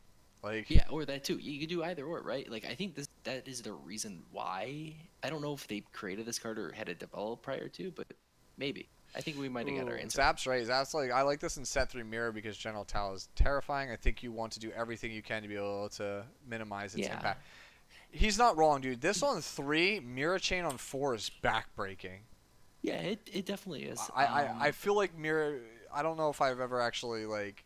Did I actually ever publish that like little rant I went into about why I don't like mirror chain? Because mirror chain is inherently just poorly designed. Like it's just no matter what you do, here are your choices when your opponent mirror chains you. You either have to constantly block this character that is literally impossible to block because he's like 120k every turn with double strike, and then if you kill him, you get punished by losing your hand. Exactly. And he comes back anyway. So it's like there's no Why? winning. There's no winning. So like this guy followed up by mirror chain is like The only thing is that they put their hands to the warp, so 14 or 13, whatever, wouldn't trigger. Because it has to go to the drop. It's just something to know. Nah, this is a very good addition to androids. Like they needed help. I think that this will make Super 17 come back. Because Super 17, at least the way like Russell Stelzer played it, is it's Cell Chain plus Super 17 chain. When you gut Cell Chain, it's half a deck. So this can now be the new other half of the deck. And a cool combo with the SR. I feel like we should have like almost like another screen showing the cards that it actually works with. But like Super 17, the 4-drop, I forget the name of it, but I can find it. But if you pitch 2 cards from their hand, your opponent pitches 2 cards. Your opponent has to pitch a card for every battle card they did. So you can play the Super 17, the Infernal Machine, and they could potentially pitch 4 cards from it. Yes. For only your 2. That's nuts. And you could cheat him out with the 3-drop too. Yep. No, he's really good. And I'm still waiting for my Android 17 wish leader from Tournament of Power. Then we go full on broken. Oh jeez, if they make a wish Android leader, please God help us. It'd be so broken. All right. So next up is the card that makes this much easier. Android Troop 14 and 15. It has Android 14 and 15 as its name, so it does count as both cards. It is a 2-drop, 2 of it green for a 0.5k combo power, 15k battle power. Activate main. Place this card in your drop area from your hand. If your leader card is Android 13 a card, draw 1 card. So it is a 15k vanilla, right? That satisfies the condition of the other card. And if you happen to be on Android 13, this card literally cycles for free. This card literally has cycling 0. If you're so you pay nothing, discard this card, draw a card. If you're on Android 13. That's like really the Vegeta good. Junior card from World Martial Arts, and we talked about how amazing that card. This is like the same thing. It only works for the 1 liter, which is cool, but it's still I think it still replaces the 14 and 15 combo because those cards cost energy to combo with and they're kind of bad cards. So even if you're not the Android 13 leader, you probably still play 4 of these just Yeah. because you don't want to play the other cards and it fulfills 2 requirements for 1 card. So Yes. there's no reason to do anything else. I could see you going 4 of this, 2 of the 2 drop that kills a guy, right? That costs 1 energy to combo, Exactly. and then Yeah. two Yeah. of the little guy, the 3 drop one of the other one, and just Yeah. play like that as your spread. Whether you're on 13 or not, like I feel like those would be the ratios you'd want. This Exactly. card being the all-in-one is super super nice though. Like Yep. it's really what makes this Android 13 the Brilliant so good, and Yep. so accessible. Definitely think that this is like the support that the Android archetype needed. I don't Yep. know if it's enough to bring it to the forefront, but like it's definitely enough to make it relevant again. And by God, do we need it? Because I anticipate literally everyone playing Janimba, even though I don't think that Janimba is the end all be all right now. I agree. It it is, as what is it? Ryan Severin calls it, the helmet deck. I I That's hate funny. using that phrase, but It's yeah, kind of true. it is. Yeah, Janimba is by far the easiest deck to pilot and do well with. Like, cause Yep. you don't have to do anything. You just, if your opponent misplays, you win. Cool. Like, Yep. there's no input on a Janimba from the Janimba player. Like, what you do or what you sequence with the Janimba player, it does matter, but it's not like super duper relevant. Like, Yeah. a player like Dahan's caliber, yes, it'll matter. But for the difference between him and like, I'm not trying to like knock his skill or anything, but No, like no, I'm I saying, know like what you mean. Yeah, the it's skill like variance the within the the deck skill isn't the that high. skill the skill ceiling on the deck is very low, and the Yeah. floor is very high. So there's like a tiny bit of room to maneuver. But like that room is enough for it to make a player like Dahan consistently rise to the top. Mhm. So, but like again, it is definitely like one of the lowest skill ceiling decks. I feel like. So Yep. next up is the green extra card, Blazing Technique. It is a 1 cost green, obviously. Activate battle. If your leader card is a green Vegito card, it gets plus 15k power for the duration of the battle. And if it is your turn, also choose one. Choose one of your opponent's battle cards with an energy cost of 4 or less and KO it. Or choose up to one of your opponent's battle cards with an energy cost of 2 or less, ignoring barrier and KO it. Why couldn't it have been 3 or less on barrier? Yeah, I know, right? Like, first of all, let's appreciate this art. This art on this card feels like that's sweet looking, but Yeah, that's it just is. me. That art is amazing. Next thing, I wish they made this card like Frieza's Death Ball, so any leader could use it, or any green leader or something like that, or any yellow leader, like how Frieza's Death Ball is. Yes. And that way Yeah, everyone you get. has like a Tau answer basically. But I kind of know why they didn't do it. I don't even. That might have been by accident, Yeah. but I was looking for this. I was reading the cards like, oh, can any leader use this? Like, dang, no, Yeah, it can't. yeah. It's only Green Vegito can use this. Unfortunately, it's not like Frieza's Death Ball, where like literally like only Frieza gets the pump, but every leader Yeah, gets the KO. If it was like that, exactly. card would be sweet. But because of the way it's worded, it's only Green Vegito. Which, by the way, still not a bad leader. Not a great leader, but No, not a bad leader. Like everyone is I like, agree. oh, he's so bad. He is leaps and bounds better than the Red Vegito. It's not So close. look at this. So Vegito leader, it's basically what it is that on the awakened side you get 10k power if they have no battle cards in play, and you get double strike. So if you use this and you blow up one of their guys, you can have a 40k double strike for 1 cost attacking their leader. That's pretty powerful. Like Right? Like, I and don't. this card removes the threat to clear the board, so it's a permanent effect. So you still get the Yes. effects of the leader, regardless if they have the guy on board, because this blows it up first. Yeah, this is not enough to propel Vegito to like No, to like but it, regional or national level like competitive status. This is enough to easily sweep a local. Like yeah, Vegito was never like the thing with Vegito is he's largely hit the problem with him as a leader. I mean, everybody's like, oh, but like the leader skill might be hard to trigger. Like Vegito has most of the things he needs like on the card. Like the yeah, leader is inherently not bad. He is just at in a bad spot because he's green. That's what it yep, comes down to. He's in green. Like he has to. Most of the cards you want to play with him, they're green. So he has yep. like no good win cons before this box came out. He has no access to no good win cons that any other color has. Like there's no incentive to want to play Vegito. Like on Yeah, paper, the card is good. There is no incentive to play him over other leaders. Like For like, I'm trying to think of like The others. Like the obviously, hype the Hyper Rush Vegito isn't terrible. The Champ Pack kind of boosted up because you could just hard cast it and do it, and you have a triple Mhm. striker on board, which is cool. It just doesn't push the envelope enough. That's the only thing. yeah. I'm just trying to like stress that enough though. Again, Vegito Yeah, is still a good leader. It's kind of like how like Broly has all the cards like if your leader is yeah, a yeah. green freezes army do X.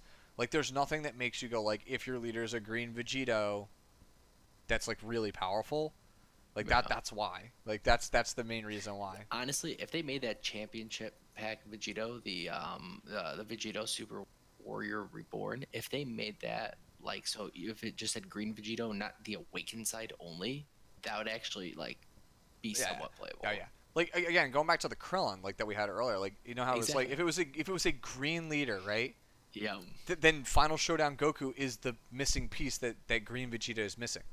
Yep. That makes him a viable leader Yep. because he doesn't have an end game. Hyper Rush is not good enough. Like he needs a powerful end game that either shuts down your opponent's broken end game or wins you the game. He has neither. Hmm. Like this is another like card we just file away because it's generically good, but we wait for the last piece that we need.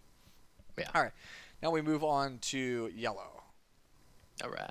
All right, so Bardock the Enlightened, 2 cost, 2 of it yellow, 5K combo power, 15K battle power. Auto once per turn. When an opponent's card is switched from active mode to rest mode by one of your skills, draw a card. I'm not a fan of this card. No, this is pretty much just like the Vegeta from the blue cards, where it's just like you get to draw a card if you have Senzu Bean. This is you get to draw a card if you have Crusher Ball. Yeah. The good thing about it is that there's a couple things to notate. You can do it once on your turn and once on your Mhm. opponent's turn. So like Crusher Ball and stuff like that works with it. And you can draw a card, which is cool. And it's another target for Bardock Will of Iron to combo off of, which is cool. Yes. Um, Its be- but its best use is off of yellow Broly leader when awoken because you get to there you draw go. you get to draw an extra card every turn. Problem is that card already draws a lot of cards. I don't think it needs more card draw. This card does not help you in any way win the game or protect Yeah. you because like that card is yellow Broly is what it feels like what Goku Black kind of wanted to be, where it's just like Yeah. I'm suicide aggro into all these really powerful things, but I have no defense. So You know like what they should. You know what they should have. They should have actually made this as a Goku's lineage card. Play it for one. And I would have been okay with it. yeah, I agree. But You know what I mean? one drop Bardock in yellow triggered. Yeah, I So know. yeah, So no, rude. like this card is like yellow Broly. If it finds a home in competitive, it's in yellow Broly because it's a draw Yeah. engine. Because you just every turn you get a free draw. Yep. Um, that's all I can really say about It's meant to go. Yeah, it's meant to go with the Bardock leader that taps a guy or whatever and takes Yeah. a life and taps a guy. I don't know. Yeah, no, It's just yeah, okay. exactly. Like it is very much just an okay card. Again, that's the only home I see for it. Yes. Yeah. Zap's like it combos with the next card. Segway. Son Goku, Unbreakable Will. 2 cost, 1 of it yellow, 5K combo power, 5K battle power, blocker. Auto, when this card is KO'd, choose up to one of your opponent's battle cards, switch it to rest mode, then choose up to one yellow Son Goku childhood card from your hand with an energy cost of 3 and play it. So, notably, this card gets Explosive Spirit Son Goku, and it Yeah. also gets the World Martial Arts Tournament Goku, I believe, as well. The one that's like, if you have Jackie Chun, he gets a bajillion attacks. Oh yeah, that's true. The latter, I think, is the better way to use the card because I don't really ever see me wanting to play this over Shigeshi Explosive, which I think is the only home really right now for the other Goku. Yeah. I mean, like this card desperately. If any card needed a barrier, this card was it. Like this card is too easy to deal with. Like it's just a 5K power. Like Yeah. there's so many cards now that just lowers by 5K, and it's like and it doesn't even KO the card, so you can't even Yes. choose. So This is you like, can't even play anything. yeah, this is like, haha. You Yeah, know, and, like, I've also done with, it, like, and then they just swing with their leader the whole time, and you're just like, well, he has to attack with a battle card eventually, and then they go Height of Mastery, and then tap him, and then kill you. Yeah, exactly. And things like banish your food as well. It's like, oh, it gets warped. Oh, it's not KO. Don't Yeah. get the effect. You Yeah, know? so So that, I don't know. or There's a and lot you're of just ways. you play this on your 2, and then they go to turn 3, and they're just like, haha, my 3 drop What is a harmonic energy Vegeta? Give it Yeah, minus exactly. 5k. This card does nothing. Yeah, exactly. This Ooh. is like there's just a lot of ways out of it right now. It's Yeah. it is It's a potential like 3 for 1, like in magical Christmas land, as people like to say, But I don't know. nope. I'm not a fan. Everybody was like on Facebook, this card is great, and I'm like, Yeah, no. no. It's another target for I'm the world champion. Yes. That's something to notate. Waiting for somebody to be like their skill is Goku deck somehow. They jam this in there somehow. I could see it, dude. Somebody with the fake out, like they're just like I Oh, just played, to play it. just to have it because it's another skill. Like because you know how some people play like the 2-drop like Dragon Ball Yeah. searching Kid Goku just because it's another Goku for Android. I guarantee you somebody in yellow black skillless is just like I'm gonna jam like 2 or 3 of these. Just to fake out your opponent. That's funny. Yeah, no, like, oof. But yeah, I can see somebody doing it. I don't think You're it's right. I don't think it's good enough to see competitive play. I agree. Next up is Frieza Malicious Streak. I almost read it as Frieza Malicious Steak. 2-drop, 2 of it yellow for 0.5k combo power, 5k battle power. Auto. When this card is placed in the drop area from the battle area, you may choose 1 card in your life and add it to your hand. If you do, choose up to 1 Frieza card from your hand with an energy cost of 2 or less other than Frieza Malicious Streak and play it. Hmm.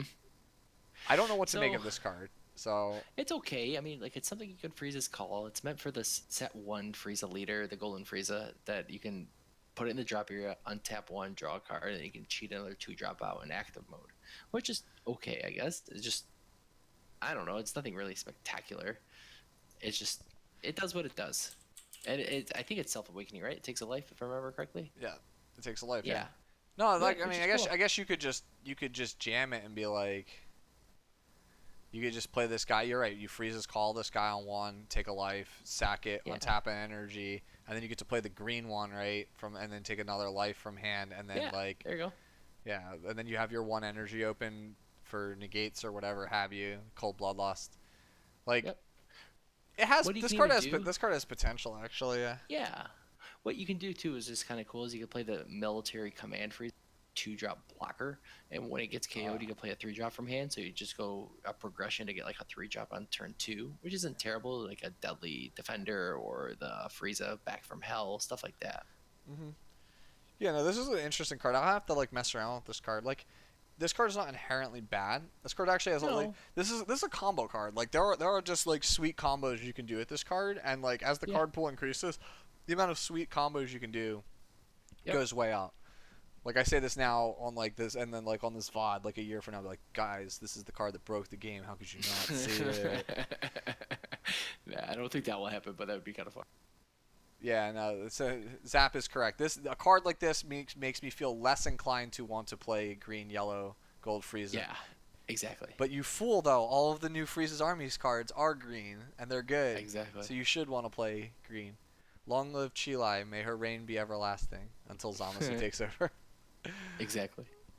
All right, next card is probably another disappointment in my eyes. Sadly. Ginyu Helix Strike, 4 costs, 2 of it yellow, 0.5k combo power, 20k battle power, double strike. Activate main and pay 1 colorless. Place this card in your drop area from your hand. If your leader card is Ginyu, which as far as I know there's only 1, it's still set 1/1. Yep. Look it up to 3 cards at the top of your deck. Choose up to 1 Ginyu Force card from among them. Add it to your hand. Then place the remaining cards on the bottom of your deck in any order. If you added a card to your hand, choose up to 1 Ginyu Force card from your hand with an energy cost of 2 or less, or play it. So that is basically all of the red Strike Force cards that are not. No, Jace is a 2-drop. So, but I don't know why you'd want to play it. But it is the basically the Strike Force cards, and then You can play Goldo, Birder, and Raccoon as well from the yellow. Yeah, and they're not particularly good. Nope. Not feeling it, guys. Like I have a friend that goes to my local Felix who he actually plays red Ginyu leader red yellow for like as his casual deck of choice, and it's pretty sweet. So like in that deck, I could see you wanting to play it, but like I don't think this card. Ginyu leader. I don't want to be Ginyu leader. Yeah, it's a shame. Like Blue Dende until Child's Wish got banned was the best Ginyu Force deck. And now it is probably defaults back to Red Frieza with Spaceship is probably the best Ginyu Force build if you're trying to play Ginyu Force. Yeah, Um, this should have been a Frieza Army leader tag, not Ginyu. yeah, it shouldn't have been Ginyu Leader. If it was Frieza Army, that would be better. Um, yeah, I don't know, man. Like, Yeah, I agree. This is it, kind of underwhelming because you're it, just cheating a guy out for one less.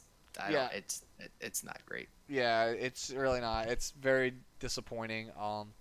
And also like, like it's only really good on like the first turn of the game too, because like I know. at that point like you want to be like I want to play Spaceship or I want to play a Ginyu Force that gets another Ginyu Force from my hand. Like yes, Exactly. this does trigger that effect, like the hand effect off of like Yeah, it the does. 2-drop strike forces. Like I really wish it was any Ginyu Force except for um, Captain Ginyu, because that way you could Yeah. at least drop set 1 Jace, and that's pretty Yep. good. Yep. Yep. I agree. Ginyu first wasn't broken to begin with, and it wouldn't have been Yeah. broken if they pushed it a little bit further. I don't know. Like Ginyu Force was pretty good in set 2. Like it was actually really good.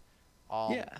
like its best competitive viability was, like I said, the start of set 2 when people didn't know any better. And then off the blue Dende deck, which doesn't exist anymore, that nobody played because Yeah. nobody experiments with the card pool. Please, guys, I implore you, always try every card in the card pool, or at least be Yep. conscious of the combos. Yep. All That's right, sad. all right. Next Moving on. one. Moving on to arguably one of the most pushed cards in this entire thing, Metacooler Core Ultimate Form. It is a one cost, one of it yellow for a 0/5K combo, 3K battle power. Auto, when you play this card, draw 1 card, then choose up to 1 big Getty star in your drop area and activate. So that means you, like, correct me if I'm wrong, that is play the big Getty star and immediately use its ability. No, it just comes into play. When you Okay, so it activate just comes into play. Yeah. Okay. All right, because otherwise that would have been insane. Because you just get a 15K immediately. Why? Yeah. So then it has activate main yellow yellow. Place this card in its owner's drop area and choose one of the following. For the duration of the turn, your yellow Metacooler leader card can awaken. Can activate its awaken skill even if you have 5 or more life. So very reminiscent of the Vados we talked about earlier. Mm-hmm. And 2, you may choose 1 card in your hand and place it in the drop area. If you do, choose up to 2 infinite multiplication Metacoolers in your drop area and play them. They really want you to play Metacooler. Like this card is Yeah. outstanding for a 1-drop. I don't know if it's enough It to make. is. I don't know if it's enough to make the leader good, but like, Well, literally, the one thing that's random is the one drop activates a big Eddie star, but the leader already starts in the game with it in his hand or tutors it right away, right? yes. It's like, But the why, thing, why is that there? it's because you can bin the big Getty star. I believe. That's true. Yeah, You to can get bin the it. 7 drop. Correct. You can bin it later to get the 7 because the 7 just does what the big Getty star does, but better. It makes 2 of them. So like the point is like you bin it, and then this card, if it's on board later, like you have one in your hand later on, you can literally play it to draw a card and then get back the big Getty star. So now you're getting like 3 a turn or whatever. So like this card is actually like super pushed though, because like playing this on 1 and then Yeah. immediately awakening on 2 is like, man, like Yeah, I mean, Metacooler definitely needed that, but until they get a good way to get rid of striving to be the best, I don't know the Goku because literally their entire deck can't attack. double impact. Yeah.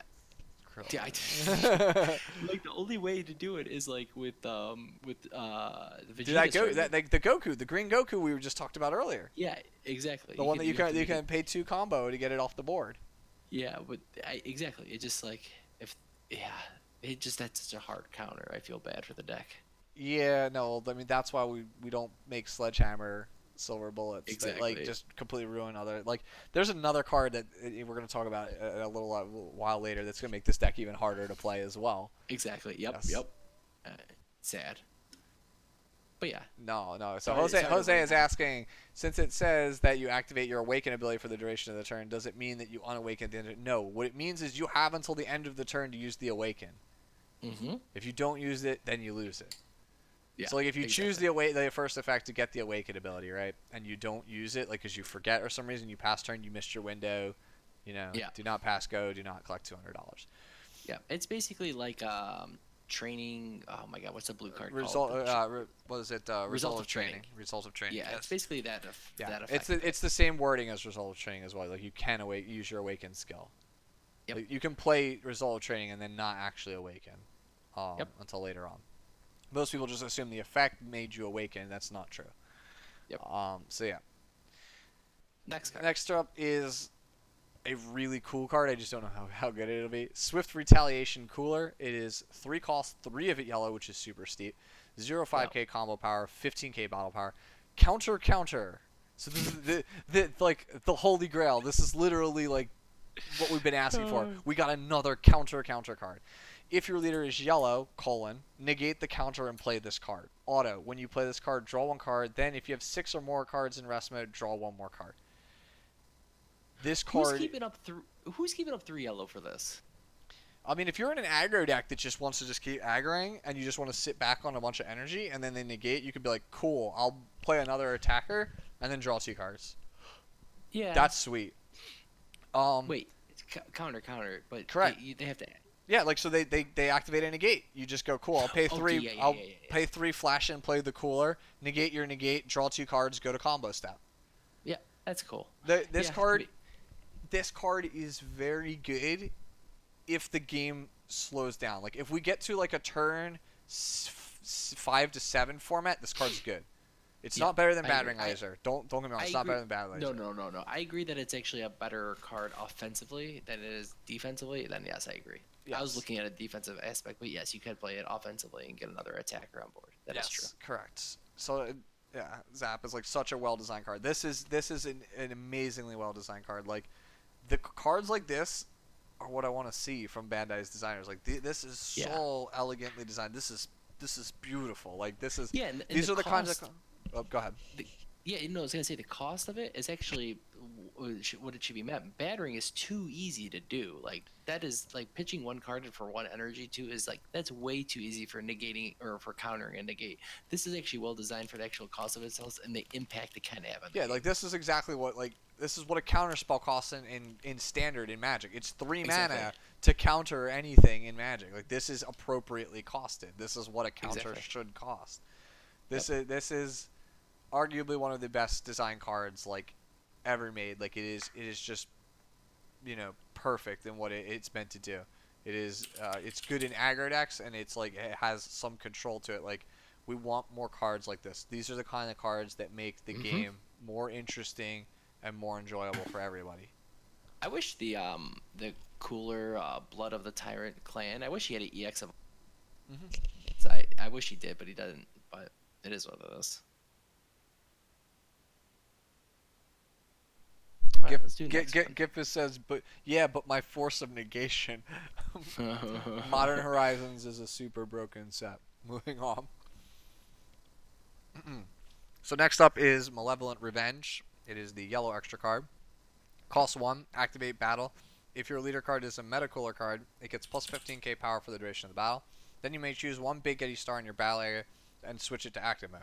If you do, choose up to 1 of your yellow energy and switch it to active mode. It's okay. It gives you another activation of Big Getty Star. So it gets you another 15k. So when you play this card, you will get 15k, right? So you swing with your leader.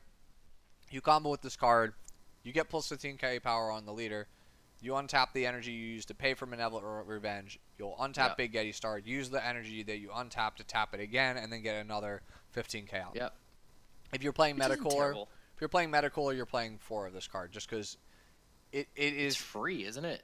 It's basically free. It gives you even if you're like swing with a battle card, you will probably still play this card for no value other than the fact that by paying 1, you are getting another 15k body on board. This is just pay 1, get a 15k body. Oh, so the one restriction is you have to use the Getty Star to untap the energy. Okay. Yeah. So you actually have to to tap the energy. Yeah. So, that's all Metacooler does is every turn the first action it goes draw, charge, pay 1, Big Getty Star, switch it to rest mode, get a 15k on board. Then you swing at your. I actually like this card. Yeah. Then you swing at the 15k, and then you swing at the leader, and then you play this card for 1. Your leader becomes 30k. You untap the energy. You untap the Big Getty Star. You pay 1, get another 15k. Like it's a cycle. And then you swing with another one, and then combo another one of these out, and then untap and get another 15k.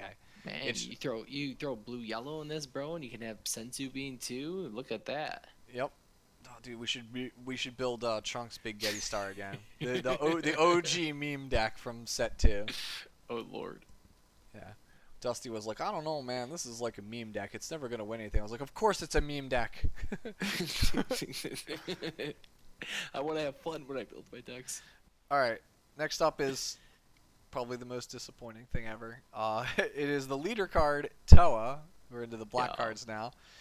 So, Toa has 10k battle power on the front and has activate main. Once per turn, burst 3. Look at up to 5 cards from the top of your deck. Choose up to 1 Mira or Fu card among them. Add it to your hand, then shuffle your deck. This obviously being relevant because, correct me if I'm wrong, Mira is her husband and Fu is the son. I think you're right. Awaken, when you have 10 or more black cards in your warp, you may draw 1 card, choose up to 1 of your energy and switch it to activate, then flip this card over. So, see the back. Toa, Chaos Bringer, which is such a cool looking piece of art. 15k battle power. Activate main once per turn. Choose 3 black cards in your warp and place them in your drop area. Choose up to 1 Mira card in your battle area and it gains critical for the duration of the turn. Activate battle. Once per turn. Pay 1 colors. Choose 1 card in your hand, place it in the drop area. That's all 1 cost. Choose up to 1 keyword skill on an opponent's battle card and negate it for the duration of the turn. Oh boy, She needs to draw a card. where Draw do- a card. What is wrong with drawing card? Oh man, I'm like hoping Bandai comes up with an errata that's just like gives it on the backside. The auto. Like, sorry guys, we forgot to give it the draw effect. So Toa is already unplayable, regardless of what the rest of the card is. Is already unplayable because this card doesn't draw any cards. It can only draw on the Awaken, and that's not good enough. You know it's sad though too, because there's a card. I don't even know if you want to do it, but there's a you can awaken on turn 2 with this leader. It's revived Ravager Vegeta. It's a overwhelm 3, and then when you play it, you get to discard the top 3 from the and put it in your drop area. So then you have like basically 6, and next turn you can burst 3 and basically have 9 in your. You can have 9 in your warp. You just have to pitch 1 card from hand. So you could literally awaken on turn 2. I don't even know if you want to. Yeah, no, this is disappointing for a lot of reasons. So, Toa, like, she searches mirrors and Fus, so she gets you the mirror chain, which is the most notable thing that you can do with her because mirror chain works with either Android Leader or Toa. So like that's what you're gonna want to play because it's such a broken chain and it's obviously geared for what this leader is trying to do because it tries to find you the pieces as well as Fu, if you want to use that as a finisher like Scientist Fu or whatever have you. The big knock against it is like it has the ability to awaken early, right? Because like if you get only 10 or more cards, black cards in the warp, is both easy and difficult. They all have to be black cards, so like this card basically has to be built exactly like Demigra. It has to be it has to be 50 black cards. Like there's no way. Throw in your 2 Champas and that's it. Yep. this is pretty strictly like 50, 50 or 48 like at the absolute minimum black cards in the deck to do this. And like you said, there are ways to do this first effect to awaken really early. But for the most part, like this is like almost a guaranteed like turn 3 awaken for most people because like you just are gonna overwhelm. Yeah. You're just gonna have to overwhelm twice. Like that's how you're gonna have to do it. You have to overwhelm like maybe turn 1, maybe turn 2, and like have to pitch some cards from your hand anyway to fulfill the 10. Right. Like, you have to get clever. Like you're gonna have to either play like some cards that are less than ideal, or Yeah, I mean, like you'd still just play that Vegeta. I know it's not Mira Fu themed, but it literally is overwhelm 3,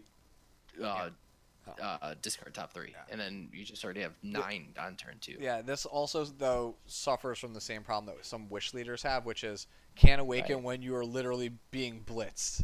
Like if your opponent is playing aggro and you just didn't get an overwhelm card, you're just a sitting duck. It's like when you haven't found all 7 Dragon Balls as a Wish leader, you could just be stuck on the 10k side for so long, and you'll just be just absolutely destroyed.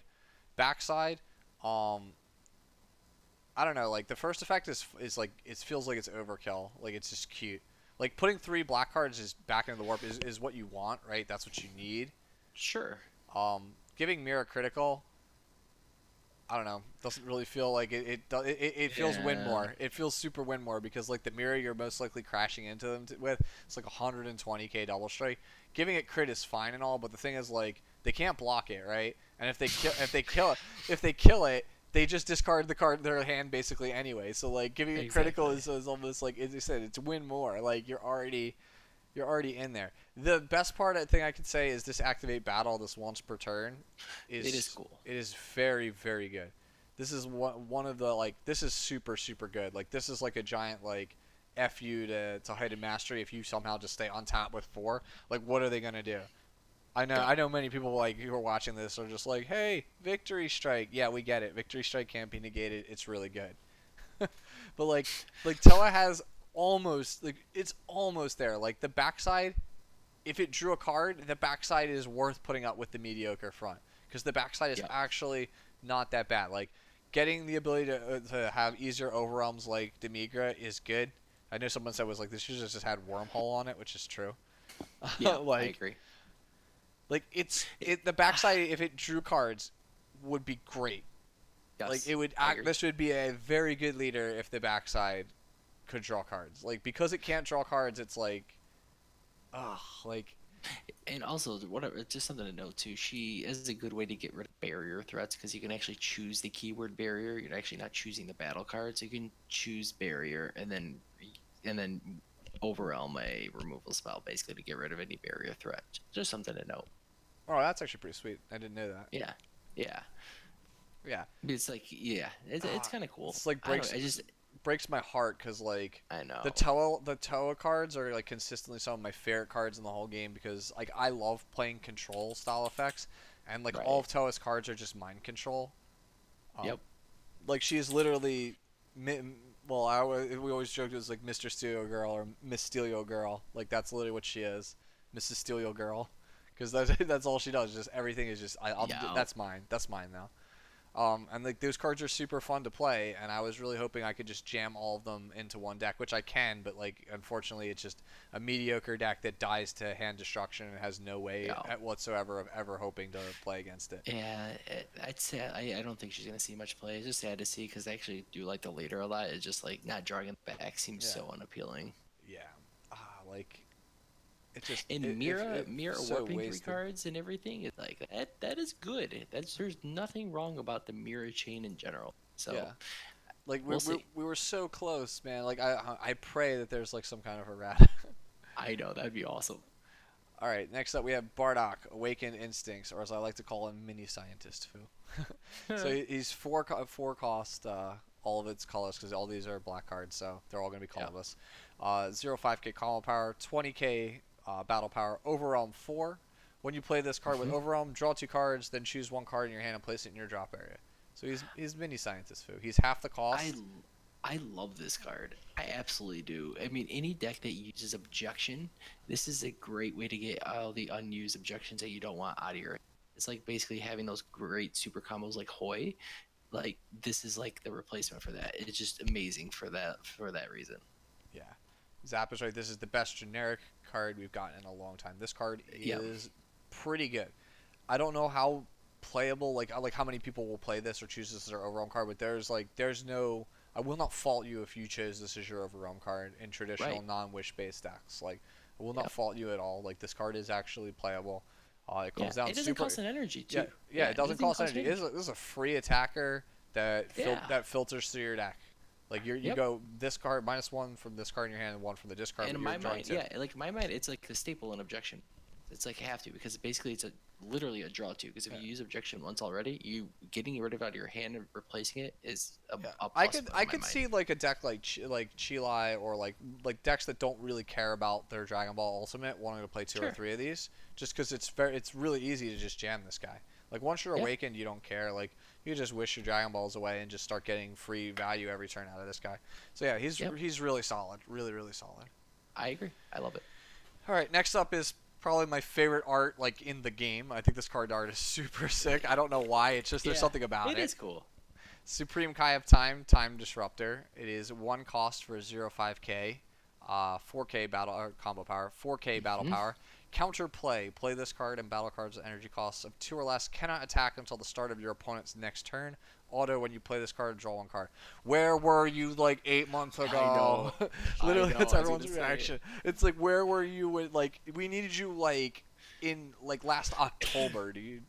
Exactly. Like Miss. like Nationals last year, if this card was just like printed for and just handed out, like the whole meta would have been just entirely changed. Yeah, no, exactly. Like everybody would have been on the Nationals would have been such a different format from the existence of this one card. Yep. I'm not gonna say that this card was like, oh, it was printed so late, like, ugh. But this Yeah. card is still really good. Like I can foresee Janimba like just mainboarding this card because the first two turns of the game you're gonna just There you go. you get to like turn one you just charge and pass. Like I know people like Psyche Demon, but you can literally charge and Actually, pass. this actually is way better than Psyche Demon. I agree. I Correct. agree. Yeah, It like draws you you a don't card and even stops play your opponent Psyche from. Demon, dude. You just charge a blue, pass turn. Your opponent plays any battle card, just jam this, get your draw. They're not swinging. Yep. Do it again next turn. Like I agree. it slows the game down. This card, like, it wouldn't surprise me if just decks, like control decks that want to go late, just jam four of this with the explicit purpose of just slowing the game down for the first Yep. three turns. And like you get it replaces itself. At worst case, this is a cantrip. This card is awesome. Yep. I want to say like I this is agree. like our game's version of like, I mean it's not ops not comparable, but like it could be. Just even if it's not relevant, like your opponent plays like a 4-drop, you're just like cool. I'm just gonna jam this, just Yeah, for the hell of it. I do like this card. I think you bring up a lot of good points. I think it's actually going to see quite a bit of play. It's actually another reason why the Yeah. the meta cooler stuff can't be played because this card just it just you just lose. It's actually better than Goku's driving to be the because like you actually can't interact with it. Yeah, like Previously. and like I said, like you can literally not tap out, right? Because like some people are afraid to go Yeah. like one drop, one drop, one drop, and they have no Yep. energy or whatever. You can literally your opponent plays something, responds Supreme Kai of Time. Yeah, they might not have any 2-drops, right? But like you're just flashing a 5K onto the board Bro. and drawing a card to see if you find the negate. Like Yep. it's kind of like you're faking it out, right? Like your opponent sees like you're like say you're in yellow with Frieza's army leader, and you have like 3 or 4 yellow energy open. They might be like trying to play around the bloodlust, and then in response you're just like Supreme Kai of Time. Like they might play Yep. like down drop, right? Like the concept of down dropping. Like they might Yeah, not yeah. go. They might not go for whatever like their big win con because like they would have to tap out for it, and if you have bloodlust, they're screwed. So they might play like a 3-drop, and you're like surprised I didn't really have it, but I get to draw a card now. Yep. Like you thought I had bloodlust, but in reality I just had Supreme Kai of Time to draw a card. Yep. So yeah, this card is really really cool. Somebody's saying Zap is saying it's like Messenger of Peace. Yeah. No, this card is just good. I don't want to say it's like Opt is for Magic because it's not like quite the same effects. Like that's what people do in Magic. They literally like, hold up like one blue and they're just like cool. Like in response, Opt to just draw a card. Like you thought I had counter Magic, I don't actually. In reality, I'm just gonna draw a card in response to whatever you. So this card, like I said, there's a high skill cap card. It doesn't seem like it, but this card is really sweet. If Gohan and Zamasu are my like first 2 favorite cards, this is probably my 3rd favorite card in the box. Because I think that Yeah. this card just does so much. Like I could foresee me playing 4 of this in a lot of decks. It's definitely good, especially decks that want to stall out into just want to get to that 5, turn 6 one, and that could be Yeah, Shenron decks. closer. Shenron decks will Yeah, probably play there you 4 of go. this card. There you go. All right, next up we have Demigra, Overrealm Unleashed. I'll believe it when I see it. 3 cost, 0 5k combo power, 15k battle power. Overrealm 3, like so 3 cards in the drop, and then 2 colorless to activate. Auto, when you play this card with Overrealm, choose 1. This card gains Wormhole for the duration of the turn, or choose up to 1 Demigra card with an energy cost of 4 or less in your warp and play it on top of this card. So I'm assuming that means if you choose the second effect and you evolve like the card on top of it, it doesn't leave, right? It just It stays. It stays. Yes. All right. Which is okay. It's meant for the dark control or what's that one Demigra? Yeah, I think it's the dark control one. And basically, whenever you attack, they choose a card from their hand and send it to the warp. Or if it's a battle card, you get to combo with it. Yep. So you get to get that card. You get to get that card out easier. But I don't know. I'm not really like it. Doesn't really push Demigra or anything like that. Yeah. And I don't think this is. it's just okay. It doesn't really develop the deck. Like, what I'll say is like at least it gives you another option if you want to play Tala. Like. Yeah, I guess this is true. It just and it gives you wormhole, which is you can chain another overall target. But if you're already paying 2 for this and doing wormhole, like Yeah. what, you're just gonna free 15k attacker to just chain it? Like, I don't know. That doesn't seem like that much value. It's just like you're already spending 2 energy on this. You might as well use the second effect Yeah. and get value throughout the game. Yeah. Dance King is a point. You could also play the Power Booster Demigod over that. That's actually true. That is a use for it. Um, I don't know, man. Like this one's hard to evaluate. Yeah, I'm you not you super can you familiar can with play the the power Demi. booster one. Yeah. Yeah, I guess it just has to stay on board to Yeah. get the EX evolve for the following turn. I did not play like the blue black Hiradegarn Demigra deck because like I really felt that deck was super overrated. I know everyone's like, but Ryan Severin did really well though. Like Ryan does well with everything. Okay. I always felt that deck was a little overrated. But like I don't pretend to know how Demigra works. Like I remember in the North Carolina celebrations, somebody played Matt with a Demigra deck, and I was fascinated watching because I have no idea how it functions. Um, like I was like, I guess it gets like the 7-drop. Like the 7-drop's pretty boss, but it's not the 10-drop. That's the thing. No, yeah, it's Um, okay. Yeah, and yeah, I'm not impressed. yeah, the wouldn't surprise me if somebody came out with something crazy with this, because like it has potential, Well, but it's one of those cards you keep in your back pocket. If they release any demo that are like push the envelope on like a 4 cost or anything like that, like you can think about it. You can like kind of bring back to it. yep. All right, so moving on to the next card, Mira, Self Reformation, 5 colorless, 0/5k combo power, 20k battle power, has double strike. Union Absorb. Choose one Toa card in your warp and place it under this card. If your leader card is a Toa or Android card, choose up to one Mirror card in your deck with energy cost of 7. Play an active button on top of this card. Then shuffle your deck. Has Deflect. Permanent. If you have 10 or more black cards in your warp, reduce the energy cost of this card in your hand by 1. So it's a 4-drop most of the time when you play this card. And Which is the same as the other mirror. You just go right into Creator Absorb. Yep. That's so a couple. This basically is a semi power crept version of the other Mira.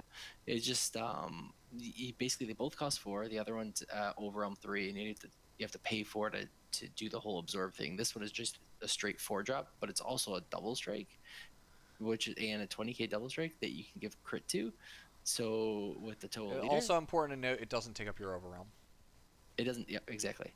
So, which is cool, but the only problem is it grabs the Mira from your hand, right? Mm-hmm. Yeah. The other one grabs it from the warp or from your hand. So, if you have no Mira left in your deck, then you're in bad luck.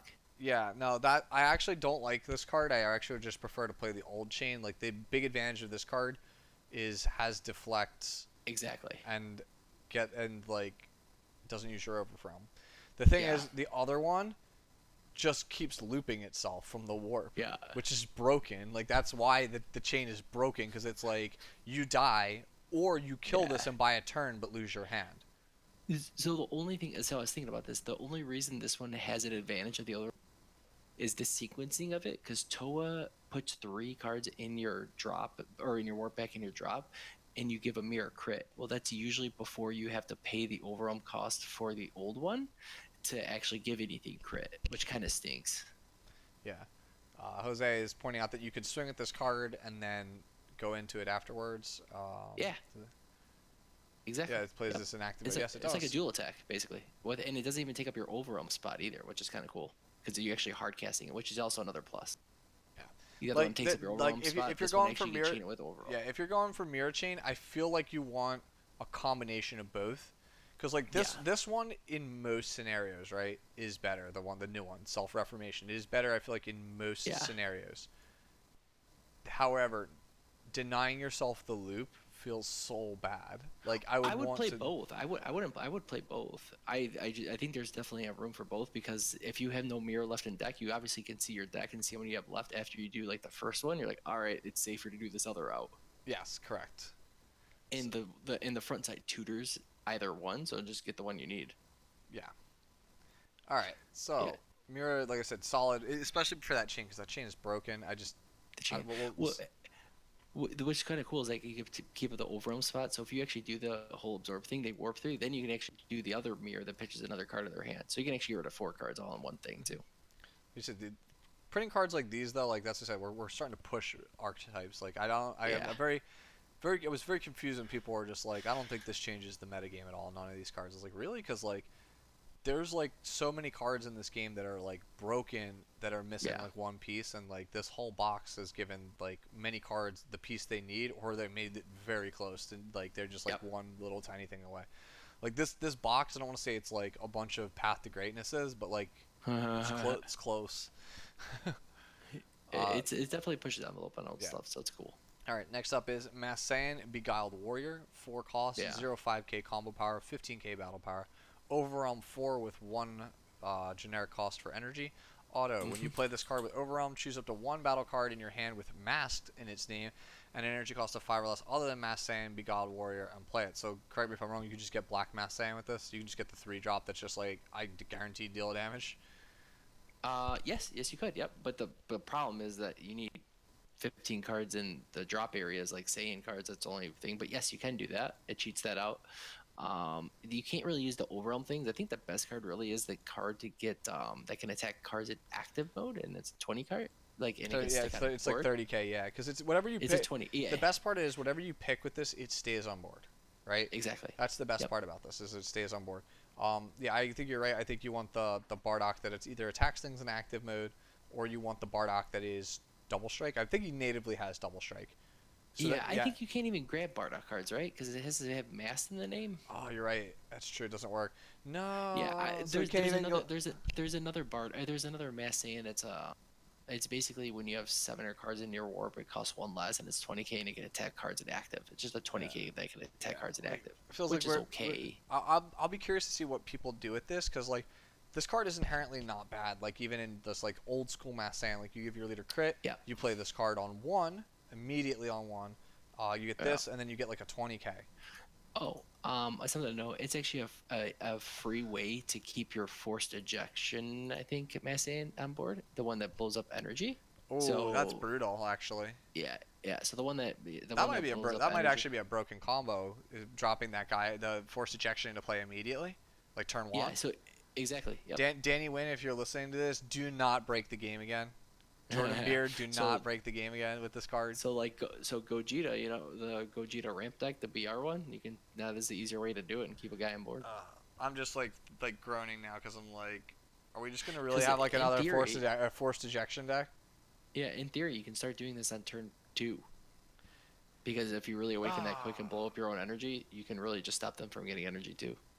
I hate Bandai. Why? This is Yeah. why forced ejection was a mistake. So yeah. So this card could probably has potential to break the game. Potentially. Yep, Potentially. potentially. All right, so we're just gonna like move on past this because I don't want to think about why energy destruction is broken and talk about like the new Zamasu finisher. Let's talk about fun cards. Yeah. No, Zap, stop. Zap is like, I think I just broke this card. No, stop. So next up is Fu the Dark Banisher. 8 colorless, 1 cost 10k combo power, 25k battle power, has triple attack, overwhelm 8 with 4 generic cost, permanent. Your opponent cards can't are cool. activate skills unless they choose 1 card in their hand and send it to their warp. So this is basically mini Fu Shrouded in Mystery, and it can Yep. attack 3 different times. And any skill that they activate on the turn you activate, you play this card, they have to discard a card or send it to their warp. So they negate, they have to also warp a card from their hand. If they want a super combo, they have to send a card to their hand. They want an unbreakable, they send a card from their anytime This you do card is anything. sweet. Yeah, anytime you do anything that like if you awaken, keep in mind the other ones were like doesn't affect leader skills was on Fu Shrouded Mystery. That's a If good you want to point. awaken, you have to warp a card. Like you Good literally have to point. warp a card for everything.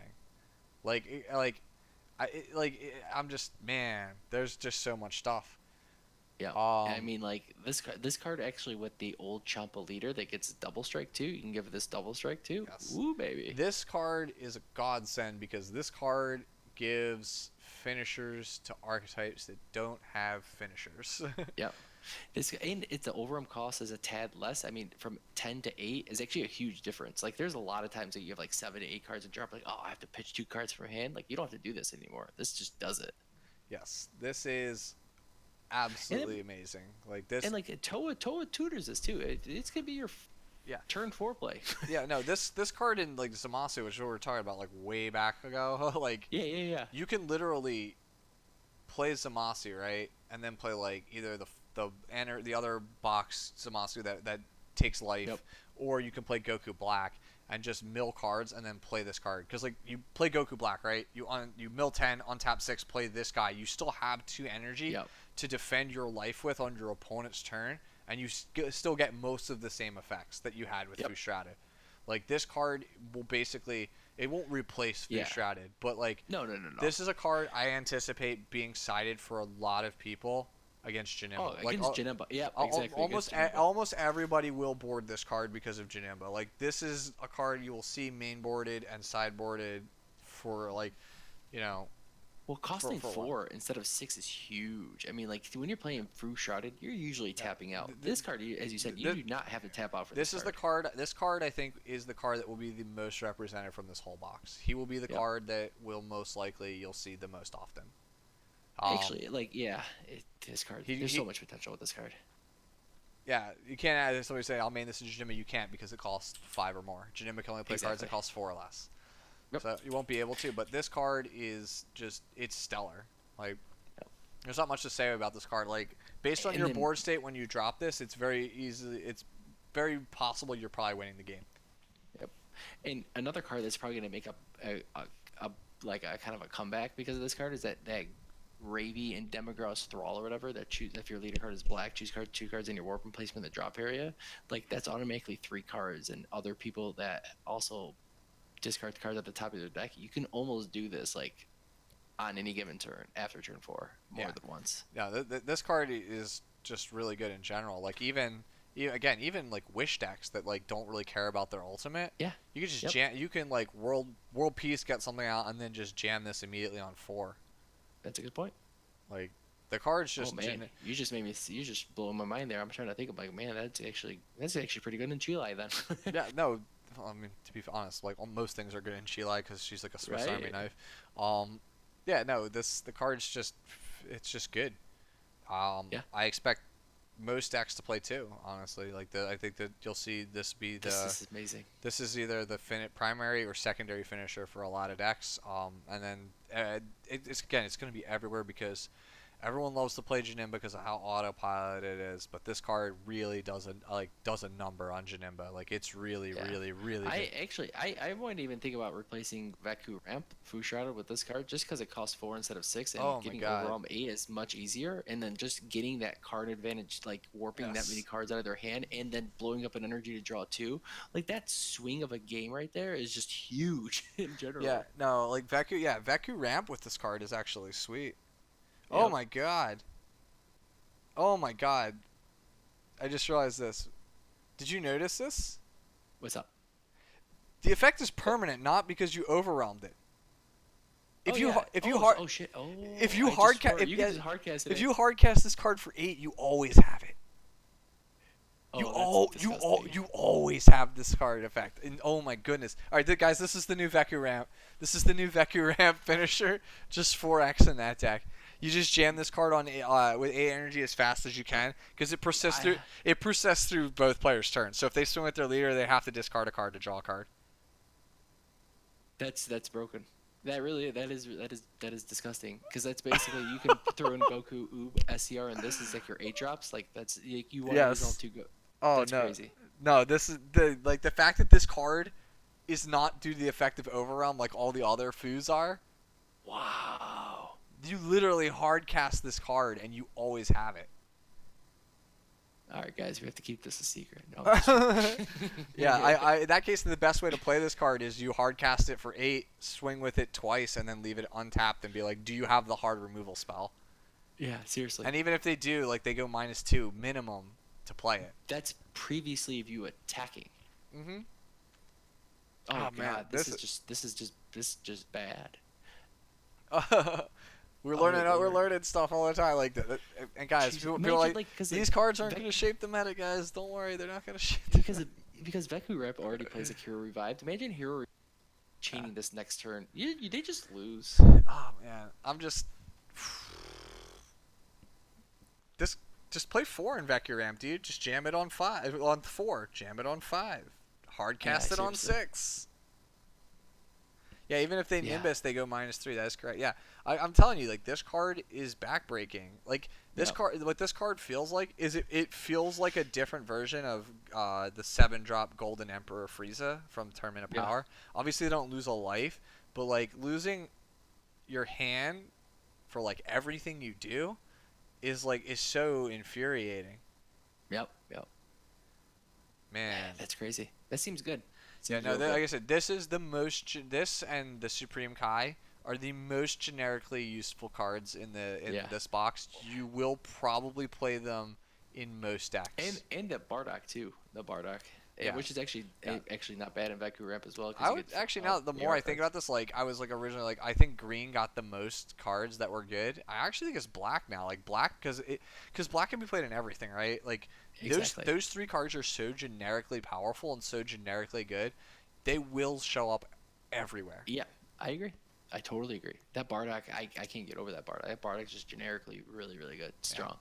All right, so like, yeah, no, I definitely think like in Chilai, like the way I play Chilai now, like I played Demigra Beyond Darkness. I'm gonna probably just cut him and cut one other card and just jam 2 of this card instead because I think it's just better. Yeah, It comes down earlier for the strategy I'm trying to do, exactly. It comes on a turn earlier. Exactly. and And then yeah. and then like I said with Zamasi, man, you can get to 8 really quickly, dude. You can Yeah. just get Goku Black and then like yeah, you can just play this guy like immediately, man. It's Oh nuts. man, that's so busted. That is nuts. What I want to know real fast is like for negates, because do you lose one for activating sparking, and Yeah. then do you No. No, because sparking is a permanent, so you're not activating a skill. okay, thank you. All right, so the last card we're going to talk about before we open up for questions and wrap it up because it is starting to get late, is a Kraken Space Time, which is Marcus's card from R4S. Is that Kid Goku on this card I see or no? No, it's No, not. no, it's so it is 1 cost. Activate battle. If your leader card is a black Saiyan card, it gets plus 15k power and double strike for the duration of the turn. So like they were just like, yeah, we'll just give it to Black Mass Saiyan and Mass Saiyan, but they also I guess unintentionally gave it to Vanilla Kid Goku. So Which yeah, is like, yeah, there you go. no. So yeah, this card is most of the skillless cards play the 1 or 2 Champas, the skillless Yeah. decks. You're just gonna play this instead. It's a bigger boost for the same energy. Yeah. Well, the only problem is you can't give it to the skillless card, which is relevant, I guess. It is, yeah. I guess that's true. It is, but like this card, like might single-handedly cause the old Mass Saiyan to come back. Like I know people are just like, it can't beat Janemba, gets milled out. And I'm like, when your deck literally has 12 Champas, something is gonna go through, and you're gonna be like, Yeah. damn. Like, cause like if you're like the old Mass Saiyan shells were literally like 8 Champas and 4 Unbreakables. Now it's 12 Champas and like 8 Exactly. Unbreakables. Like the whole Yeah. deck is literally overwhelm cards and then cards that make it so it's very difficult for you to not just get pushed in, like get pushed in the battle step. Yep. It Um, just, I don't know if it's gonna make it that great, but I think the deck construction had to be much different because you're probably gonna be playing a lot more zero cost overwhelm cards, like zero energy cost overwhelm cards, and just you're just chomping every turn. yeah. Like this card, turn one, your opponent flips 3 off of Mass Saiyan and they get the crit and the power, and you're just like, Yeah. here it comes. 30k critical double strike turn 1. Like, man, It's like crazy. this card, like I said, it could bring Mass Saiyan back, and that's I guess this is a good It's endpoint to possible. wrap it up on. Is like what I've been saying all along, what you've been saying as well, Frisco. Like the box is worth buying. It's worth Oh, buying 100%. It's worth buying 2 copies of because you guys have heard us talk about I could say like 2/3 of these cards are good. They are Yep. very good. And honestly, like maybe some are not good and whatnot, but there's gonna be a lot of cards Yeah. that you're gonna see in the top cuts. I can guarantee you that there's no way that there's too much meta defining cards here in format, and especially with the format we're going in, where a lot of things are gonna be more accepted now in like a 4 turn 4 5 format. Yeah. That you're gonna see a lot of these cards show up. yeah, Fu will definitely show up. Yes, 100%. That Bardock will show up. Supreme Kai of Time will show up. Bardock Awakened Instincts will show up. At Yep. some point, Swift Retaliation Cooler will most likely show up. The Goku, the blue Goku card that goes into UI is gonna. Yeah, I'm just like looking through the other cards, like what will actually show up in Top Cut, like at some point. Goku will show up at some point. Trunks will show up at some point. Yep. Zamasu may show up. I'm not sure. The Green Goku will show up. The Gohan will definitely show up. The Green Gohan. Yeah. You will probably see Android 13, 14, and 15 probably show up somewhere as a one. Like it'll be like the And last. if you deck want this pure week. hand destruction, that's your go. There you go.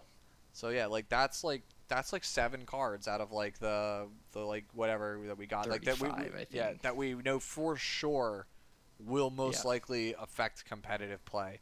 And then you have like cards that are like that could be like Vados, Fringe. yeah, Hit, Majin Buu.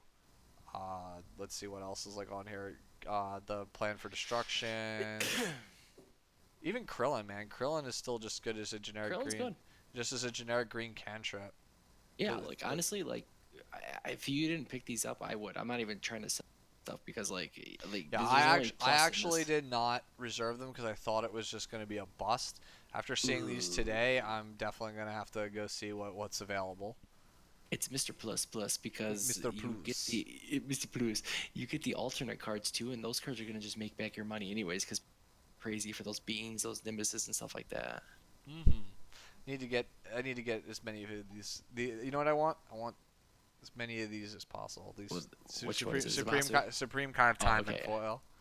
I'm probably gonna end up buying. Just see if I can buy a case. You can, yeah. They sell cases of them. Yep. They're not that pricey. I think they're like $40 ish, 40, $50 ish per case. I thought they were 60 as the MSRP. Yeah, that's the MSRP. A lot of people don't sell it for that much. Yep. All right. So with that, before we go, Frisco, we will open it up to any questions, last minute questions that you guys have. So you guys have any questions about anything like that, like what you think the format's gonna be, or any questions about cards in general? Like let us know. Yeah. We'll try and answer them. Probably only gonna like open it up for. We'll see what the discussion is, but like if nobody's gonna ask any questions, we'll like wrap it up in like 5 minutes or so. Yep, I'm cool with that. But overall, I'm happy. This is fun. I had a great time. Hopefully you guys like the content. And if you guys do, look at the 3XG Patreon. Pat and I do a lot of content for there. Hopefully you guys like this. And then if you like it, you can see more of it or hear more of it, read more of it. Everything you want to related to DBS. We're your peeps. Just trying to see. I'm like perusing now to see what it costs to get one of these.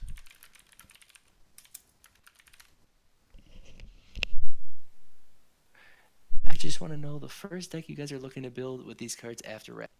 So it's funny, actually, after reading all these cards, the first deck I wanted to build was Zamasu. I was like, man, that card is like, I want to try to break that. So that's my first instinct, that the card can be pushed to break, just because the 10 drop is just so, it's just so disruptful that you just, when you get it out on board, you're like, it's going to be hard for your opponent to make a comeback. Yes, I think that I'm in agreement with you. Zamasu is the first. Like I will build, like just going through the cards again. I will build Vados. I will build Zamasu. I will build UI Oob as a deck. I will build Piercing Chilai, like Piercing SS2 Gohan with Chilai. I will definitely build that. I do want to build Mono Green Goku, like Clash of Fates. I think he can be somewhat decent. And I want to build Hand Destruction. Hand Destruction is definitely something I want to build, because that is just, seems bonkers. That's I'm already been tinkering around with some Hand Destruction builds right now, because I anticipate for the next month everybody to still just try and play Janemba and forget that Hand Destruction is a real thing, and it really, really hampers that deck. And just Dance King, just let you know, you are guaranteed 2 of each non-foil. That is correct. You get a pack of foils of that set, like I think 10 random foils plus the Toa leader. So yeah, if you buy 2, you get a play set plus 20 foils ish of those cards. Oh really? It's not. Oh, I thought it was like you get one foil set, one non-foil set. Nope. Oof. Sadly. I know, right? Is that They really act? wanted to Let me push let these. me check that. Ah, you gotta be kidding me, dude. I'll Yeah, be. me and Jose were just talking about today, and then we're like, no, you don't get a Yeah. playset if you buy two. I'm like, yeah, you do. He's like, oh, it's a whole foil thing. So you get 35 of the new cards. So you get 35. It's two special anniversary pack X2. Five cards X2. 10 cards included. Random new foil cards plus one new leader card equals 32. Yeah. Yeah. So you're correct. Yeah, you get 10 foils in one box. You'll Yep. get 40 foils. So for those of you guys watching, I don't know how good it is, but I want 4 of this Jotaro Kujo hit because he's literally looks like he's a JoJo's character. This man, he's just doing the star platinum point. I want this man, and then send me all of your Supreme Kais in foil because I think the card is pretty, and that's the reason we collect foils, right? I know, right? Oh man, I got burned a lot from foils. I try not to do foils right now. Yeah, no, I will. I will keep trying. So, Who any went? other questions about the cards, guys? If nothing else, let us know. We're here to answer your questions. Eric in the chat asks the question that I'm not going to repeat, but the answer is Baiken.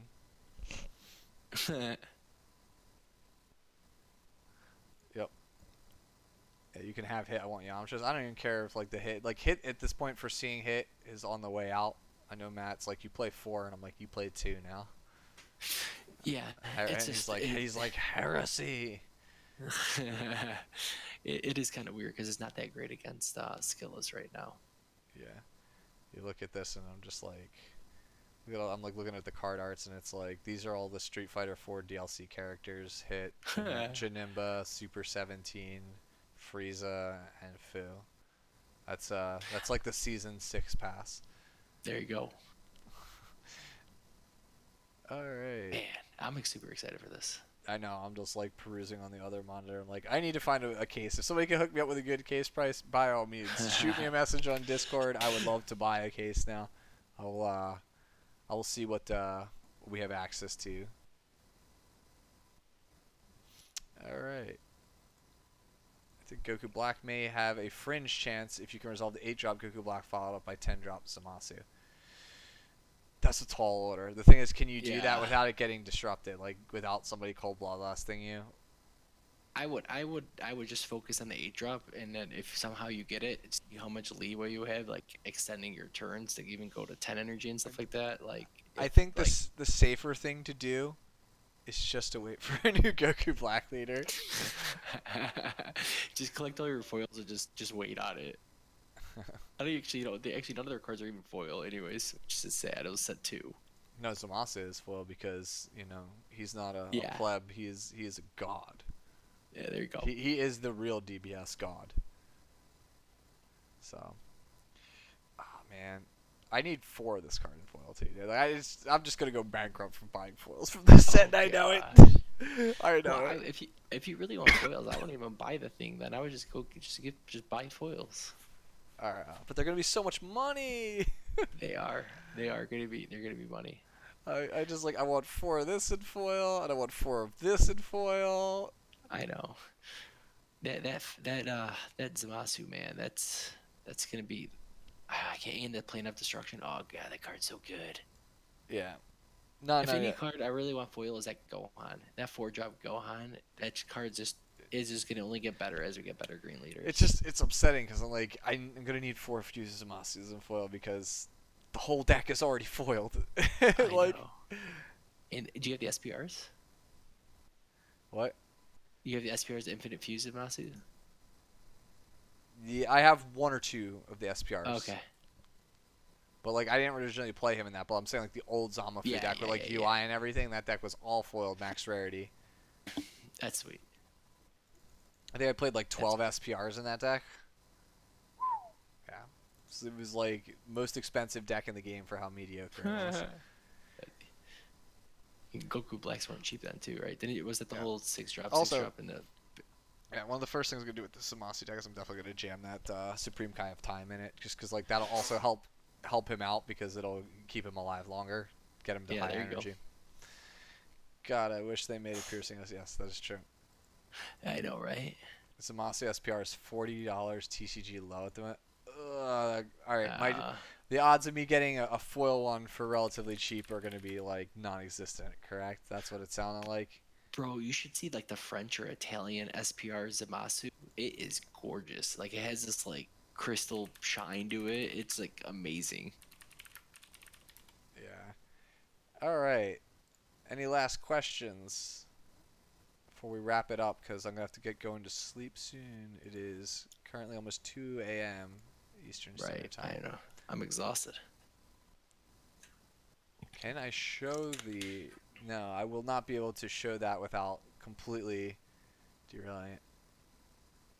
Oh, I don't have it in front of me, sadly. It was like at a 1K that I went to like in Toledo, and like the vendors had it, and I'm like, if I could play this card, I'd probably buy it, like because it's not legal for us, but Jose, it was so sweet. if you do not trade me Supreme Kai of Times and Samasus, I don't know if we can be friends anymore if you get them in foil. If I get him a foil, I'll get. You know me, I'll make sure. He's like, no. You, I say, Jose, you didn't know me, but when I was the guy that only played Zamasu, but it's about that time again. He's coming back, baby. He's coming back. All right, we're gonna sign out here. Thank you, Frisco, for doing this wonderful stream with me, even though it was your Yeah. idea. Hey, thanks for having me. I know. I want to do this. We'll try to do this again with set 7 or any other cards get released. I'm assuming Yes. set 7 gets released and gets little sneak peeks. We'll try to do this again because I like Yeah, it a no, lot. doing these are really fun, but like they're always like two to 2.5 hours, I and doing them know. alone is like, ugh. So I'm glad I have like comrade in arms to do this with. I'll do it with you next time. Oh, thoughts on red green? Let's kill Krillin in this new meta. I'll tell you this: I think red green is really good as Yes. as an archetype. It went from being a non-existent color combination to arguably one of the best ones. So Those new cards, expansion cards, are really good. yes, if Don't you sleep haven't, if on you them. have not bought your expansion cards, for the love of God, go out and buy a playset of both. Like, Yeah. please, just trust me. Like, I can't give away a lot of stuff, but please just trust me. So, have a good night. Love you all. And then Frisco, I'll let you do the thing. Okay. Bye.